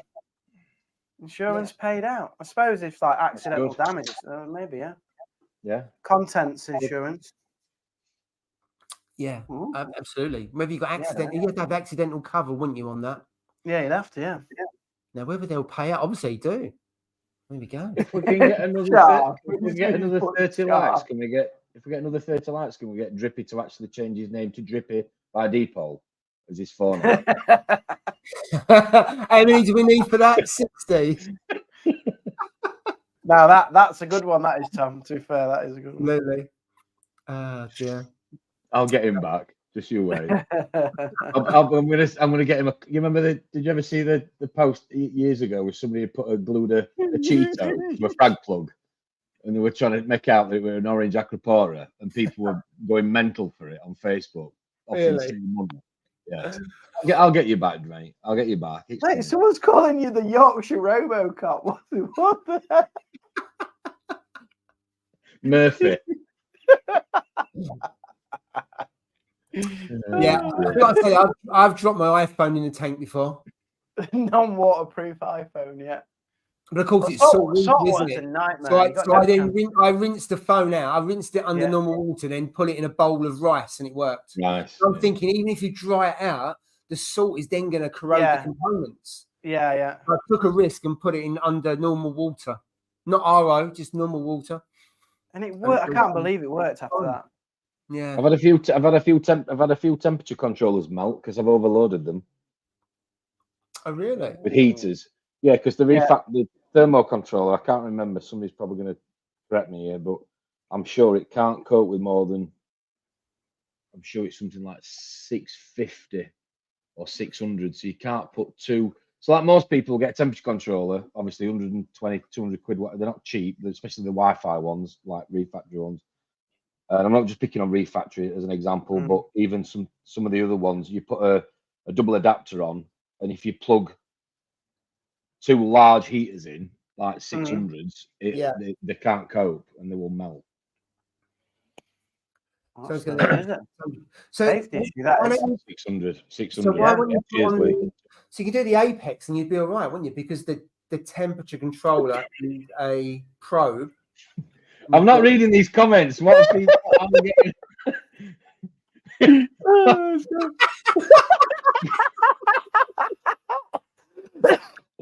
All right, that's it. I'm off. Oh, do you know what? Sorry, I'm gonna because they won't see it. I've got to take a photo of that and send it to them. Wow. Cheers, Riggsy. That is brilliant. I hope you're at Love to Reef so I can knee it knackers. Inkbird is the same. I don't know about the DD controllers, but they're never going to put that much wattage on there. To be fair, on the Nano. No, if you've got a medium to large tank and you're trying to get away with one temp controller, you can overload it. Is what I'm saying, and it can. Yeah, that makes sense. It melts. Yeah, for sure. Gil, I tell you what, he's lucky, isn't he? Flooded upstairs, ruined carpets, ceiling. He's. I mean, all the disasters are his. You thought about leaving the hobby, Liam? There's no luck. Yeah, he has recently. Don't rub it in. Oh, right, okay. He's having some good luck now. Is he good? He deserves it. Yeah, he is. Yeah, he deserves it. So Tom, other than the salinity going down, what other disasters have you had? Tank leaks, but that's from oh God, what do you call them? From pipe work. You know, when you've broken a seal from your bulkheads, seals split on bulkheads. I think for me, the biggest ones have been the salinity swing, leaving RO machines on overnight, and that's not just in the garage, as in I used to, when I had the 8-footer in here, we used to have the RO machine in the downstairs toilet, and you'd quite often on a Saturday night have a few beers. Oh, I've turned it off, but I haven't. And then you'd walk down on before we had the laminate. So the laminate in this room is on top of like a lino on top of the floor. So it was lino. It was all right because you just mop it up. Yeah. But you quite often. I've done it a few times. I've walked down on Sunday morning at whatever time, and the missus is looking at me, and that look, that's all I'll say. That I don't need to describe that look, because we all know as men what that look looks like. But it was a look of severe disapproval, because I'd left the RO machine on for the 17th time. So you're leaving RO machines on, melting things. I've not, other than bulkheads, I've not had a tank, touch wood, go on me as yet. Yeah, touch wood. I hope I don't. That's got to be the worst thing, I think. Out of I think that's got to be. Yeah. Anything to do with water leaking and stuff. I mean, that's why I've said this a few times. My RO water, the machine sits in the garden, and that's where it goes, unless it's frosty, in which case it goes in the shed. And that's because I always forget to turn it off. So quite often I'll go out there and I've forgotten, and it's overflowing. It doesn't matter; it just goes down the drain and it's in the garden. There's no way on earth I think I would bring an RO machine indoors, because I know it just leads to one thing, and that's a flood. Well, I'm just so forgetful and incompetent on stuff like that. It's gonna happen. Miscalculating, like directions on something. Like when you're dealing with like a supplement or an additive and getting the ratio wrong and putting way too much in. Yeah. It's why, again, from experience, I'd always say, go. If you're not sure, less is better. Less is more. I agree. I always dose lower than I should, and then see how it goes, because you can increase it gradually. Increase it, not leads to problems. It's a fair point. So overdosing things, putting fish in, putting 7 peppermint shrimps in, and then watching my Raffles eat them literally within half an hour. Just loads of things over the years that you just think, really, the worst ones when you've got like a you call it like a salt shock, but it's not salt shock, and it's more electrical fault, and you put your hand in the sump and it knocks you to the other end of the room because something's that pump that you bought off your mate has got an exposed wire, and it's pulling power into the I've had loads of things. I won't call them disasters, I call them learning curves, part of experience. But I think for me, the biggest disaster I'd say would be the infestation I had in the garage when I lost pretty much everything I'd built up over 2 years. Alex Brooks knows I had quite a lot of colonies, acros, and again through not putting through enough QT, we lost a lot of money, and it was a complete disaster. It was me down. Sorry, just Jill's phoning me. She's stranded somewhere, so I'm going to go and pick her up in a little bit. Yeah. Hope she's all right. Yeah, she's fine. She's with her mates, but I need to go and get her shortly. Yeah, so also I've had issues. Well, on the old tank, I had a pair of blue throat triggers. I lost one because, long story, but I lost one. So I tried to pair one of them up with another blue throat trigger that I got from somebody, and that had not been QT'd properly, and that ended up bringing whatever it brought in, and it wiped out like half my fish. So that was a disaster. I think those things where you got to find, we talked about it as well. You have you look at your tank, how many fish you got there, and I know if you had more fish or not, you think, will it disrupt the whole behaviour of the other fish? Will that fish go rogue? Can another fish go rogue? And you're thinking, with what you've got there at the moment is just a nice balance of the fish, and you spent a lot of time thinking about how you introduce. I did. And months and months. I know we discussed it a number of times about, I'm going to put this in there, and I'm going to do this, and I'm going to do that, and how much. And then, if I was you, I mean, you might well put more fish. I probably wouldn't want to put more fish in because of the. I wanted to get a school. I wanted to get a Schooler Evans eye. Amphias, the pink ones with the yellow backs, just to break up the colour against the chromis. I thought it'd be a good contrast, the pink against the blue.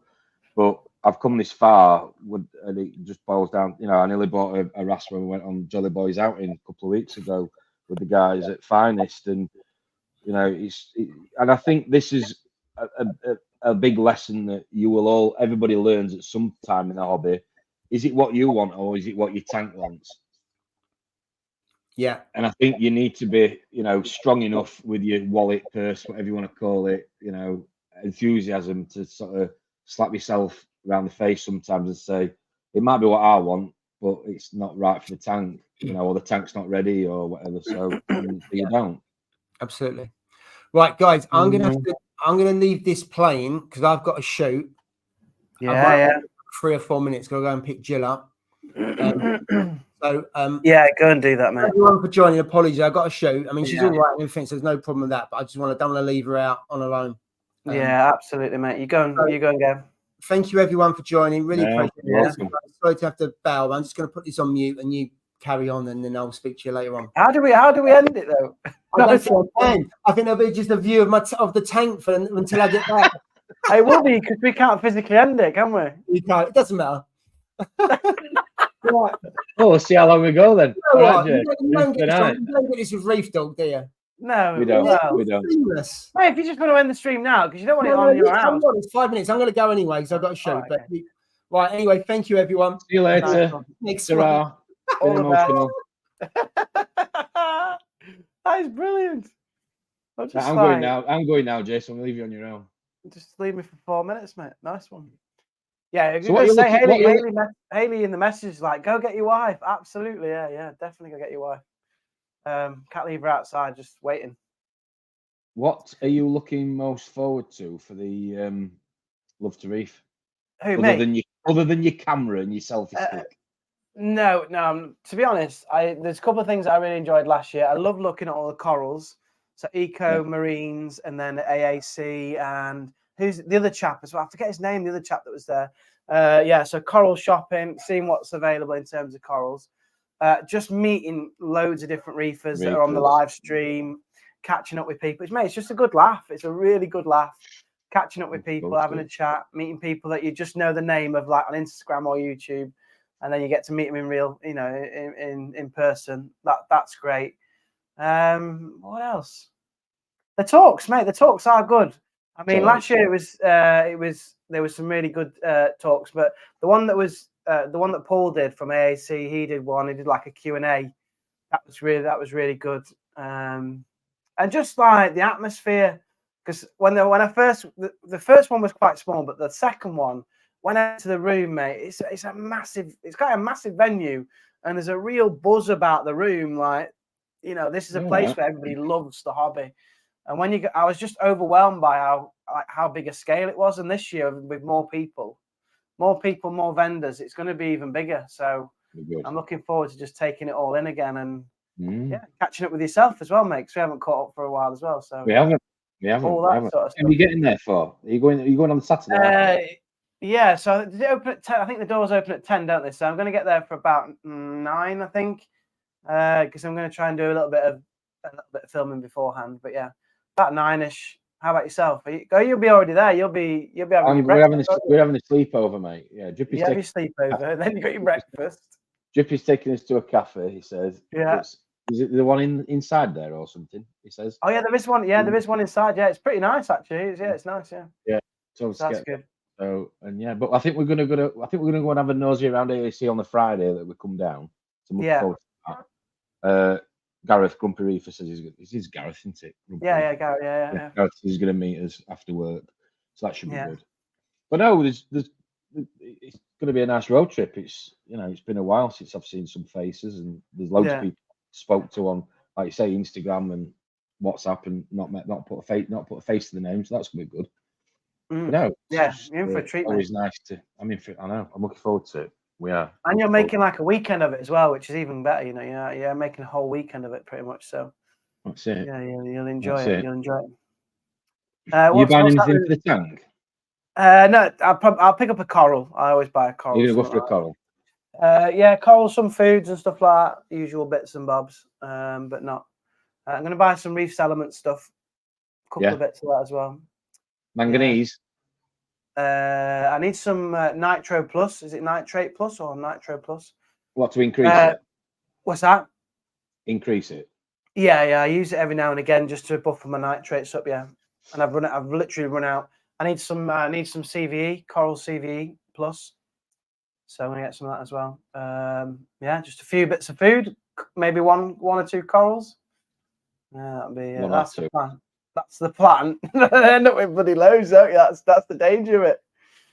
Keep going all night. Cotty's like, stay on all night. Let's just look at Paul's house. Be random. Like, his son's not home. His son's might just walk past the bloody camera or something. I don't know. I'm looking forward to it. A few shandies at a sleep. Oh, is Liam at the sleepover as well? Lee's coming to the sleepover, and Alex is. Yeah. How did you get tickets for a sleepover, unofficial sleepover? Yeah. So me, Alex, and Matt the Pratt, one of the other guys, he's coming down with us, and then we're meeting Gareth, Drippy, Carl's coming, Reef King, Ian Roberts coming. I ain't seen in a while with some reason. So I think there's 10 of us all together. So if anybody else wants to tag along, like I say, it's only a pub meet up. 7:30. Yeah. No, it's just it was just cheaper and easier for us to go there because it's close to AAC, and it's not the cost of the earth. And the thing is, if you book a restaurant, they want you in and out with whatever time. Whereas if you go to a pub and people have eaten or they want to have something to eat, they could come along at their own pace, sort of thing. So so looking forward to it. Mate, to be good. Lobster egg, I'm gonna get some more lobster eggs if they've got some, Haley. I'd love some more. Pick some of them up. Give Ross our love. Yeah, we will do. Ross, we'll send his love. He's all good, is Ross. It's just moving house, isn't he? He's just moving house and he's enjoying family life as a dad, and he's got obviously a young boy. He's just looking after him. But I still think, right, and I know Ross. I always wind Ross up, but coming back. I think he'll be back within 2 or 3 years. I think he'll be back with a new tank. I'm pretty sure. I think he's still got the bug, and I don't think he'll be able to keep away. So yeah, hopefully he will be. Sorry, I'm late. What's going on? Paul's in the chat now. He's messaging the chat. Drive safe, Paul. Hope it goes all right. What else is happening here? Have a good weekend. Yeah, have a good weekend, Chris, mate. If you're off now, nice one, mate. Have a good one. Would love to land back from Houston. Would love to, but he lands back from Houston on the 18th. Well, that's the day. If you don't land back till later that day, then obviously you'll miss it. So I'm driving safe. No, you can't do that. Spamming the chat. Where's Ross? Where's Ross? Falkirk, innit? Somewhere up there, I think. Where's Ross? Where's Ross? Oh, spam. I don't know where he is. Don't ask me where Ross is.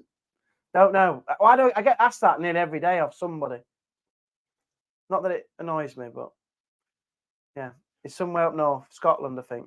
Tell Ross I miss him. Oh, John, that's nice. I will Alex do. I normally pass the messages on. Alex, Paul, impulse buying usually ends in tears. Dropped a few glanger danglers over the years. Yeah, you can do that sometimes. Alex was saying he's impulse buying. Yeah, you got to.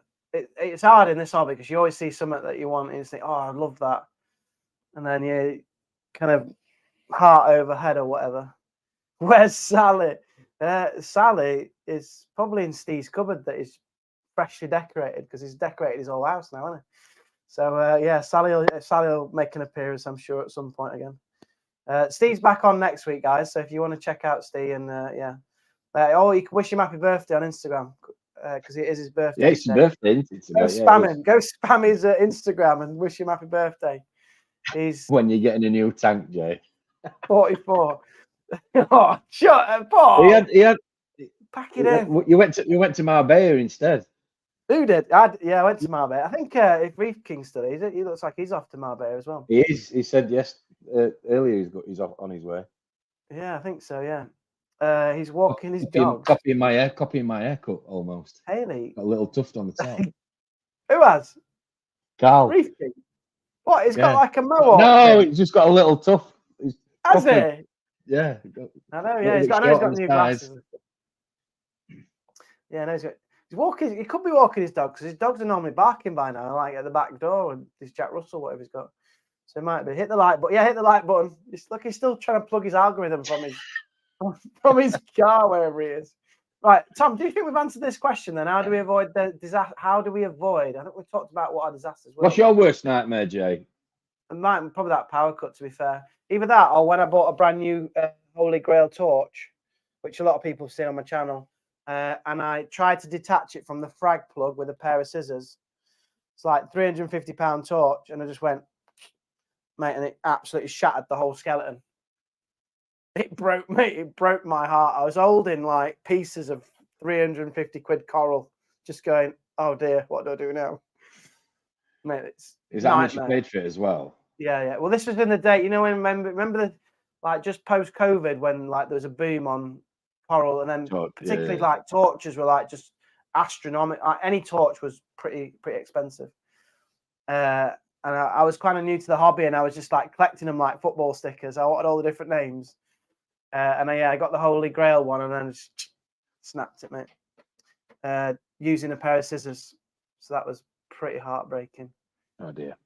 But yeah, how to avoid a disaster. As you talked about having spare kit, didn't you? I suppose having like being able to do a water change anytime is probably a useful thing. Yeah, well, I mean, the other thing as well, I'd have a secondary sort of way of testing things, you know, like from a salinity temperature point of view. If you're not sure something's what it is, then have a secondary option to reference it. Yeah, that's probably a good idea. Cross-reference, yeah. Yeah, had a few issues. I've had a few issues recently with mixing salt because I run my tank a bit warmer than most people. There is obviously a relationship between temperature and salinity, and it can be quite confusing at times. So you can get some different readings when it comes to refractometers and your different test kits. So yeah, definitely have something secondary as a tester. Or ultimately just test it twice, I suppose, rather than just go with the first reading. Because I've done HANA tests over the years, and I've done two, one after the other, and they've both been completely different. And it's sort of like left you scratching your head. Well, was it me that did it wrong, or have I not cleaned the vial properly? Or so yeah. And I think the push alerts I mentioned to you earlier about, you know, you saying about your cameras. Just get a bit of technology that tells you when things are off. I'm not all for toys. These, to be fair, they're not all that singing and dancing. But one thing that they are good at is giving you historical information about your tank, so you can look back and say, well, you know, this happened last week or last month, last year. But also, it can, like you say, it can alert you if it's got a power outage, or if your salinity drops. Why is your salinity dropped? To something as you know ATO stuck on, and I think there's definitely a few things out there nowadays that weren't out there 10 years ago that are worth investing in if you can. Yeah, just to give you that alert or whatever. That one on the testing thing that just triggered up a memory of mine. So I had the HANA alkalinity, and I did it, and it was reading like 4 or something ridiculous DKH, and just me reagent was out of date. But if I'd just reacted to that score and gone, oh my god, what's going on here? That's what I'm saying. Yeah. And it was my reagent. Yeah, good advice. But if you test it often enough and not to the point where it becomes a ball ache, and this is what I always say: if it's a ball ache, you're not going to do it. So you know, at least weekly, then you'll know it's not going to go from 8 to 4. In a week. That's it. Yeah, you know it's not right, don't you? You know it's not right. So then you do it again, is what I'm saying. Yeah. But if you don't do it for and you talked about it last week, ICPs, you know, I think they're the biggest. I know there's various brands and prices, but I think for me it's what's the word I'm looking for? It's prevention over cure with those things like that. If you can instead of buying that frag, you know, on payday, or one of those 3 or whatever frags you want to buy, just send an ICP off for 30 quid. Put your mind at rest. Yeah, we talked about all that last week, didn't we, with the ICP? That was really good, actually. Enjoyed that one with the presentation with all the different kind of parameters and stuff on. Yeah, sure. How they all measure it, even how they measure it differently, don't they? That was it. They do. But they all have one thing in common, and that's a range. It's not a specific number. So again, all good. You know, nobody's got an ICP test at home, so you're never going to get that exact reading, are you? No. You're going to get a rough idea. So I think, good one. Testing is a way to avoid a disaster, isn't it? Testing. Absolutely. Where's Ross? Ross is catching Nessie. Probably. If he does, he'll be very rich if he catches it. Imagine reeling that in. I'd say redundancy as well. Like I say, having trying to if your tank allows, like for me, heaters, always run 2 heaters. Try not to run just one. Because I've had the titanium ones before, and they just decided just to stop working, especially the D&D ones a few years ago. Can't remember which one it was. There were loads of them that were recalled. You had to pull the cap off the top, and it gave you a manufacturing date, and so many of a certain year were all crap, basically. Yeah, I've had mine. Touch wood, it's been brilliant for 3.5 years, but I'm sure it was just 600s. I'm sure it was the bigger ones, and they kept going back.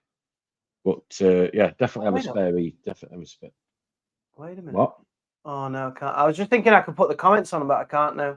I was going to put a couple of comments on. So Haley's put, you can't avoid it. You can just be prepared. I think that sums it up pretty damn well. Yeah. You can't avoid disasters, but you can definitely be prepared for them. Scott, Jay, wish you had you would upgrade. Perfect tank for you. What tank have you got, mate? I've got a tank for you. The reason why I haven't upgraded, I'll just be honest, I haven't got the money to. That's the point. I'm not ashamed of it. I don't want to get into debt. I don't want to put it on a credit card or anything. I just haven't got the money at the moment. Things are a bit tight, and we do spend a lot of money on holidays as well, to be fair. So yeah, I'm waiting, and I'm just waiting for the right thing. Will there be a stream? Sorry, mate, go on. I was just completely agreeing with you. I think the thing that I've realised over the last couple of months with this is the cost of not just the electricity, it's just the upkeep. You know, the salt, the additives, the food. It does. You know, it can get a bit out of hand. It really can. It really can. I just had a funny thought there. Like, if we just keep this stream going till he gets back, and then say, right, when you're back, that'll be awkward for him. Yeah, you keep it going now, and we're going. Leave him to it. What else we got here? So, will there be a stream before Love to Reef on the 17th? I was on about doing one on the 17th while we were there, but I'm going to be in the boozer. But so I'm down for it. No, I'm down for it. I'll have tenors with it. We'll have a group, yeah. You'll have 10 in the background. So I'm here. So I'm up for it. If you're happy to do one from there, we'd need publicity as well. We need We'll do it. I'll take my laptop. Don't forget, you're bringing a sample of your legendary RO water down for me to do the silica test. In fact, I forgot that. So make sure you remind me like a couple of days before, mate. I'd actually forgotten that, to be fair. And don't be getting it from the LFS. You need to get it from Spotless or wherever. Yeah, I will. Yeah, I'll take a video. In fact, I forgot to do the bloody. Remember, I said I was going to do the ICP. Oh yeah. Forgot. Hey! Sorry, Jill. Boys. Hey, have you had a good night? Yes, I did. Thank you. Oh, good. Glad you've got home safely. Anyway, it's good to see you. Bye. Good to see you. Bye. We're just going for the longest stream ever, you know, just to get your algorithm going, Paul, and everything. That's it. There's been no swearing. It's been constructive. Where are we up to? They're asking for a live stream on the 17th, but I know you probably find that quite difficult, Paul. The day before Love to Reef, but Tom's going to do one from the pub, he reckons. Oh, that would be carnage, wouldn't it? That would be carnage, yeah. It depends what time I finish, because I'll go down to the hall middle afternoon, and it's a case of when all the vendors will come and set up, and I get kicked out of there about 9:30. I come back. Yeah. Who goes down to the hall? Oh, we do. we all know that Jill organises most of this. You do know that. Like my life. Yeah, absolutely. Where did we get to? 24 hour. Marek wants a 24-hour stream, so keep going, Paul, because we're going in a minute. I need a wee. It's all about data. I'm not sure what Cotty's on about there. All about. I was talking about the electrical toys, recording stuff, and gadgets and stuff. Getting the information in the tank and information. Yeah. It's certainly important, isn't it? Looking at trends and others. We've discussed that before. Yeah, we're talking about how to avoid disasters. So getting to know your tank's personality. So that's where we got up to. We're up to Riggs. We're up to Riggs's now with his velvet. That's where we got to. Is that we were just answering the question because I don't know how well we answered the question. It says, "How do you avoid disasters?" And all we've done is talk about our disasters. Yeah, but well, QT fishing and corals. If this is hypothetically, if we have the room, the money, the time, and everything else, let's be honest. And you clean up crew as well. So you've got to basically quarantine all of it, haven't you? If you want to do a thorough job. Yeah. So QT, redundancy and backups. Yeah, spare heaters and all that. Spare heaters, pumps. Yeah, we talked about that. Generators, battery backups, all that. Yeah. ICP testing. So we talked about testing. Get a second opinion on something. And I think that's good. That's good for from a reefing point of view, is to have somebody that you can message either in a WhatsApp group or Facebook and say, I've just had, and this goes back to what it used to be like. I'm not saying it isn't still, but in an LFS, in my old LFSs, where you would go on a Saturday, again, before I used to mix my own water, and you would, chew the fat or whatever, and you would say, oh, I've had this happen and I'm not sure, and oh, have you tried this? Have you tried that? I think sometimes having another person, as daft as it sounds, in your life as a hobbyist to talk to and bounce ideas off is worth its weight in gold. I really do. Yeah, it is. Yeah. I think sometimes they can see things and say things that you'd be like, oh yeah, of course. Or why didn't I think of that? Or why didn't I do this? And sometimes it can just prevent a disaster. And I think certainly in the first couple of years, I know Jay, we've talked before when you and Ross came into the hobby. Speaking with Mogsy and us being on here and everything else is really helpful, because I think there's something you touched on earlier on around no knee-jerk reaction. So something happens and you go, oh my God, I've got to do something. Well, sometimes actually doing nothing and thinking about it. And to your point, Tom, going to speak to someone else who maybe been through that experience before helps you, because whatever you go through, there's going to be someone in the hobby that's been through it maybe multiple times, because there's not that much new that can happen, is there? I think you're right. I think the knee-jerk reaction definitely is one that I try and avoid. If you test it and you think, oh my God, that's wrong, I need to do a water change, or oh my God, I need to pour this in, or oh my God, I need to do this, then just time out. Understand why it's is it accurate, and if it is, then why is it giving you that reading, and understand how it's happened before you try and correct it. Otherwise, you may end up making it worse, or it might just replicate itself again. I think also trusted source. So to the point when you came in, first of all, you've bought something off of someone on Facebook, you didn't know them and stuff like that. And I think it goes with LFS as well. Have LFS being trusted, reliable, have quality, that kind of thing. Because if you have, then they'll look after fish for you. They'll make sure they're feeding. They'll get the more delicate fish like pipefish and that onto frozen. I don't think there's many LFS that will do a full QT because it takes too long, and there's no guarantee, because there's things that can get through all of that, but at least they can observe them and they'll feed them and they'll make sure as healthy as they can be before they release them to you in fish and corals. So I think having that trusted source. I must admit, years ago I went and got tank breakdowns and I bought stuff that I didn't know the people. I probably wouldn't do as much of that now, because I've got established tanks and you don't know what's gone on. And that doesn't mean that someone's always going to be wrong, but I only usually buy from people I know nowadays. Whereas I used to pick up real bargains, and I didn't worry. That's good advice. That is good advice. You don't want to introduce anything, and if your tank's clean and you haven't got many problems, every time you put something in, there's potential risk, isn't there, with everything? So go to trusted sources where you've not had any problems. Absolutely. Just going down some comments here. I've had cycled coral QT, one dip on arrival, one dip 2 weeks later, and not enough to avoid the pests. No, I agree. I definitely agree with Scott there. Yeah, definitely. And there's Haley touched when they've had a tank wiper. Same here. I've had a few errors. I think going through the whole hobby and not making errors, it's just like saying going through life and not making errors. It's no different to that, is it? You're not going to be able to do it, because I'm not saying the tank's on a knife edge, but if you make mistakes, it has an impact really quickly. Yeah. And that's the issue. Calibrating things. it's a ball ache. I don't agree with it because I kind of think, well, you bought it, you shouldn't have to, but you do have to, so you need to do it. It's almost, good you know, one. the calibration is definitely for me up there to avoid disasters. Yeah, Just because you thought, just because you've not, you know, it looks right, or it's the number that you want it to say on the screen, doesn't mean it's really the number on the screen, is what I'm saying. So, that is true.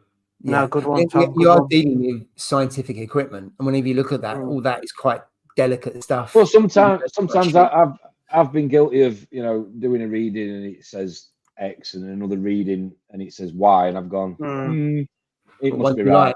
What one do you like? Well, yeah, do you know what I mean? We all like the numbers we like. You want it to say that, you want it to say that number or that color or whatever, but really, you really, you know, angel and demon on your shoulder, and angel saying, well, no, why is it done that? And demon saying, yeah, that'd be right, put it in, you know. So you just need to, you know. If you don't like the number, you retest. If you don't like the number, you retest. If you like the number, you go, yeah, I like that. So yeah, absolutely. Go on, Jay. Yeah. Top tip there, that was Tom. Good one. No, I definitely do think calibrating things is up there, and ICPs. Yeah, ICPs. Testing. I think that's pretty much everything, isn't it? I think I've been able to make your own salt water just in case you need to do a water change relatively quickly for whatever reason. That's always handy, rather than relying on an LFS to make your salt water that might not be open when you need it to be open. So, for example, if you have like an ammonia spike, you've got to be able to do a water change, don't you? Yeah. Also, have something like a poly filter on hand, because if you have anything metals, it just pulls, and you'll know when it's pulling it out, and when it's exhausted, it changes color. So I've always got a spare poly filter to hand that I can just get it and use it, because if you've got an issue with metals or something goes in there that shouldn't be in there, it helps to pull it out. You see what John's for? That does sound rather expensive, John, if that's true. He's lost 2 wives. 2 expensive wives. Wow, that is. He'll probably be able to claim on his insurance like he did his Radian. Oh yeah. Use your charm, John. He's obviously got a lot of charm if he's on his 3rd wife now. He's got his Churchill dog in the back. He'll end up with two time rides called Cheech and Chong. Come on. See, I'm back, can't you? Jay's kept it clean and then off the rails. Turned up to AAC. Oh dear. There's a comment here. Just imagine John with his pimp stick and 2 time rides. We'll spot him easier then if he's at Luxury. Can't miss him.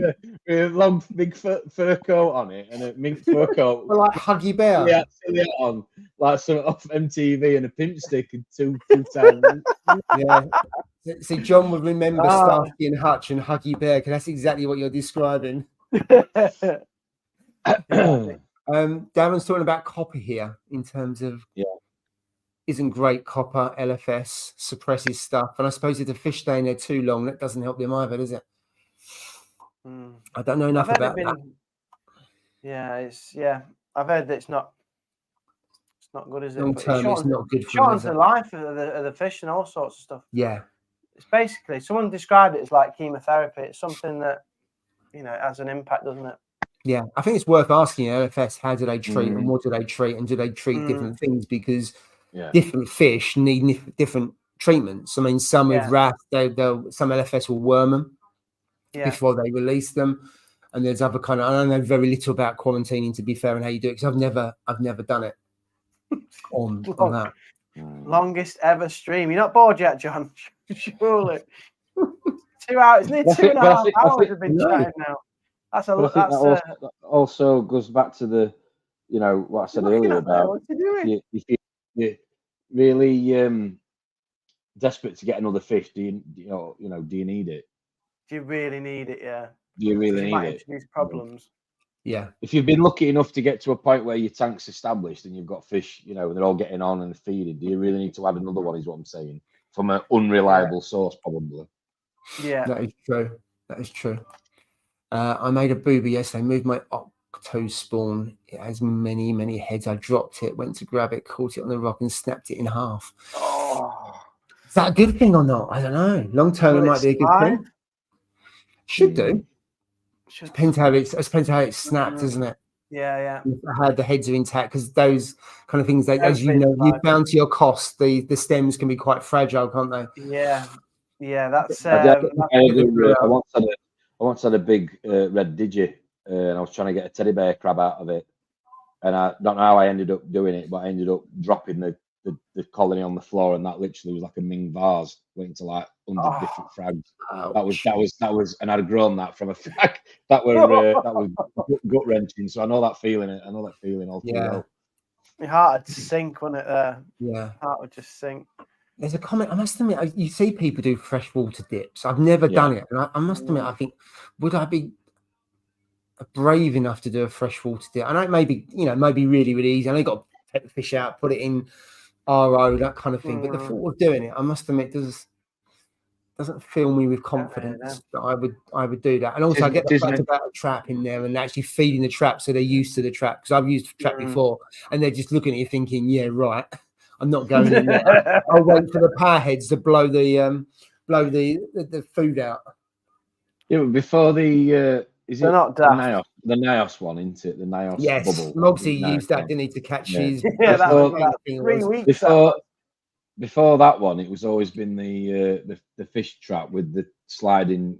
Yeah, and you're on the kind of the fishing wire. And sometimes you let go of it, and it don't move. It didn't slide down. Your tank's in the lounge, and you're in the dining room. You're in the lounge. We're like 5 meters for about 5 hours. For 5 hours, and then it's like it's in. You let go, and the door just doesn't move. And then the fish comes out, and then it closes. And then you go up to it, wiggle it, and the fish just goes, "What are you doing?" and swims out, and then the door just goes. I tell you what, if you've had those fish traps, we've all been there. Loads of times. And that's a fair point. Yellow tang is my dream fish, but don't fancy putting one through QT. Because if you don't do the QT right, there's a fair chance that you'll stress it and kill it. And also, I'm thinking about a yellow tang, and you put it in a quarantine that's about 2 foot. Yeah. So you're putting it into. Go on, sorry, Paul. Let you finish. I just say you're putting it in a 2 foot tank, and that's quite small. And people will say when they've got it, take all your fish out and put it in quarantine. There's no way you're going to have a tank. Unlikely to have a quarantine. It's big enough. If you're taking it out of a 5 foot into a 2 foot, you're just going to probably kill the fish because you're putting them into a small area, completely new, and you've totally destroyed their ecosystem, haven't you? Yeah, I don't know. I've got mixed views, and I get why people do it, and I understand it. I just think it's difficult to do unless you've got the setup. That's just my view on that top. But if Christian can do corals and frags that have gone through a rigorous process that are QT, then why can't fish? Yeah, I don't know enough about it. Is there too many pathogens and other things that's in there, and it's totally morphed? Yeah, but you'd happily pay. Yeah, but what I'm saying is the cost would be covered because people would happily pay more, wouldn't they? I'd say yes and no. Some would, but there was some guy today messaged me about Love to Reef, and he said, "I hope they're not going to be charging silly prices and blah blah blah." So then that was in the post. I took it online and had a conversation and said, "Look, about LFS and everything else, about the cost, it's a luxury and everything else, and everything's gone up, not just fish. The cost of living has gone up. Argument whether it's gone too high and things like that. So I think definitely I would pay more for it, Tom. Whether everyone would or not. But if you've got 4 or 5 fish in your tank that you paid, all right, even if you paid cheap price, I'm not trying to say this is money. The point I'm making is that do you really want to cut corners and risk it? I agree. I absolutely agree. Yeah. Makes perfect sense. He says, going and buying some corals off. Liam says, how do you QT a shark? Oh dear. Imagine putting he's gonna need a bigger boat. Bruce in quarantine. Does he have to go in a cage to feed his shark? Does he get in his cage and go down? John would pay more. He's got a chainmail glove. Jay, feeds it with.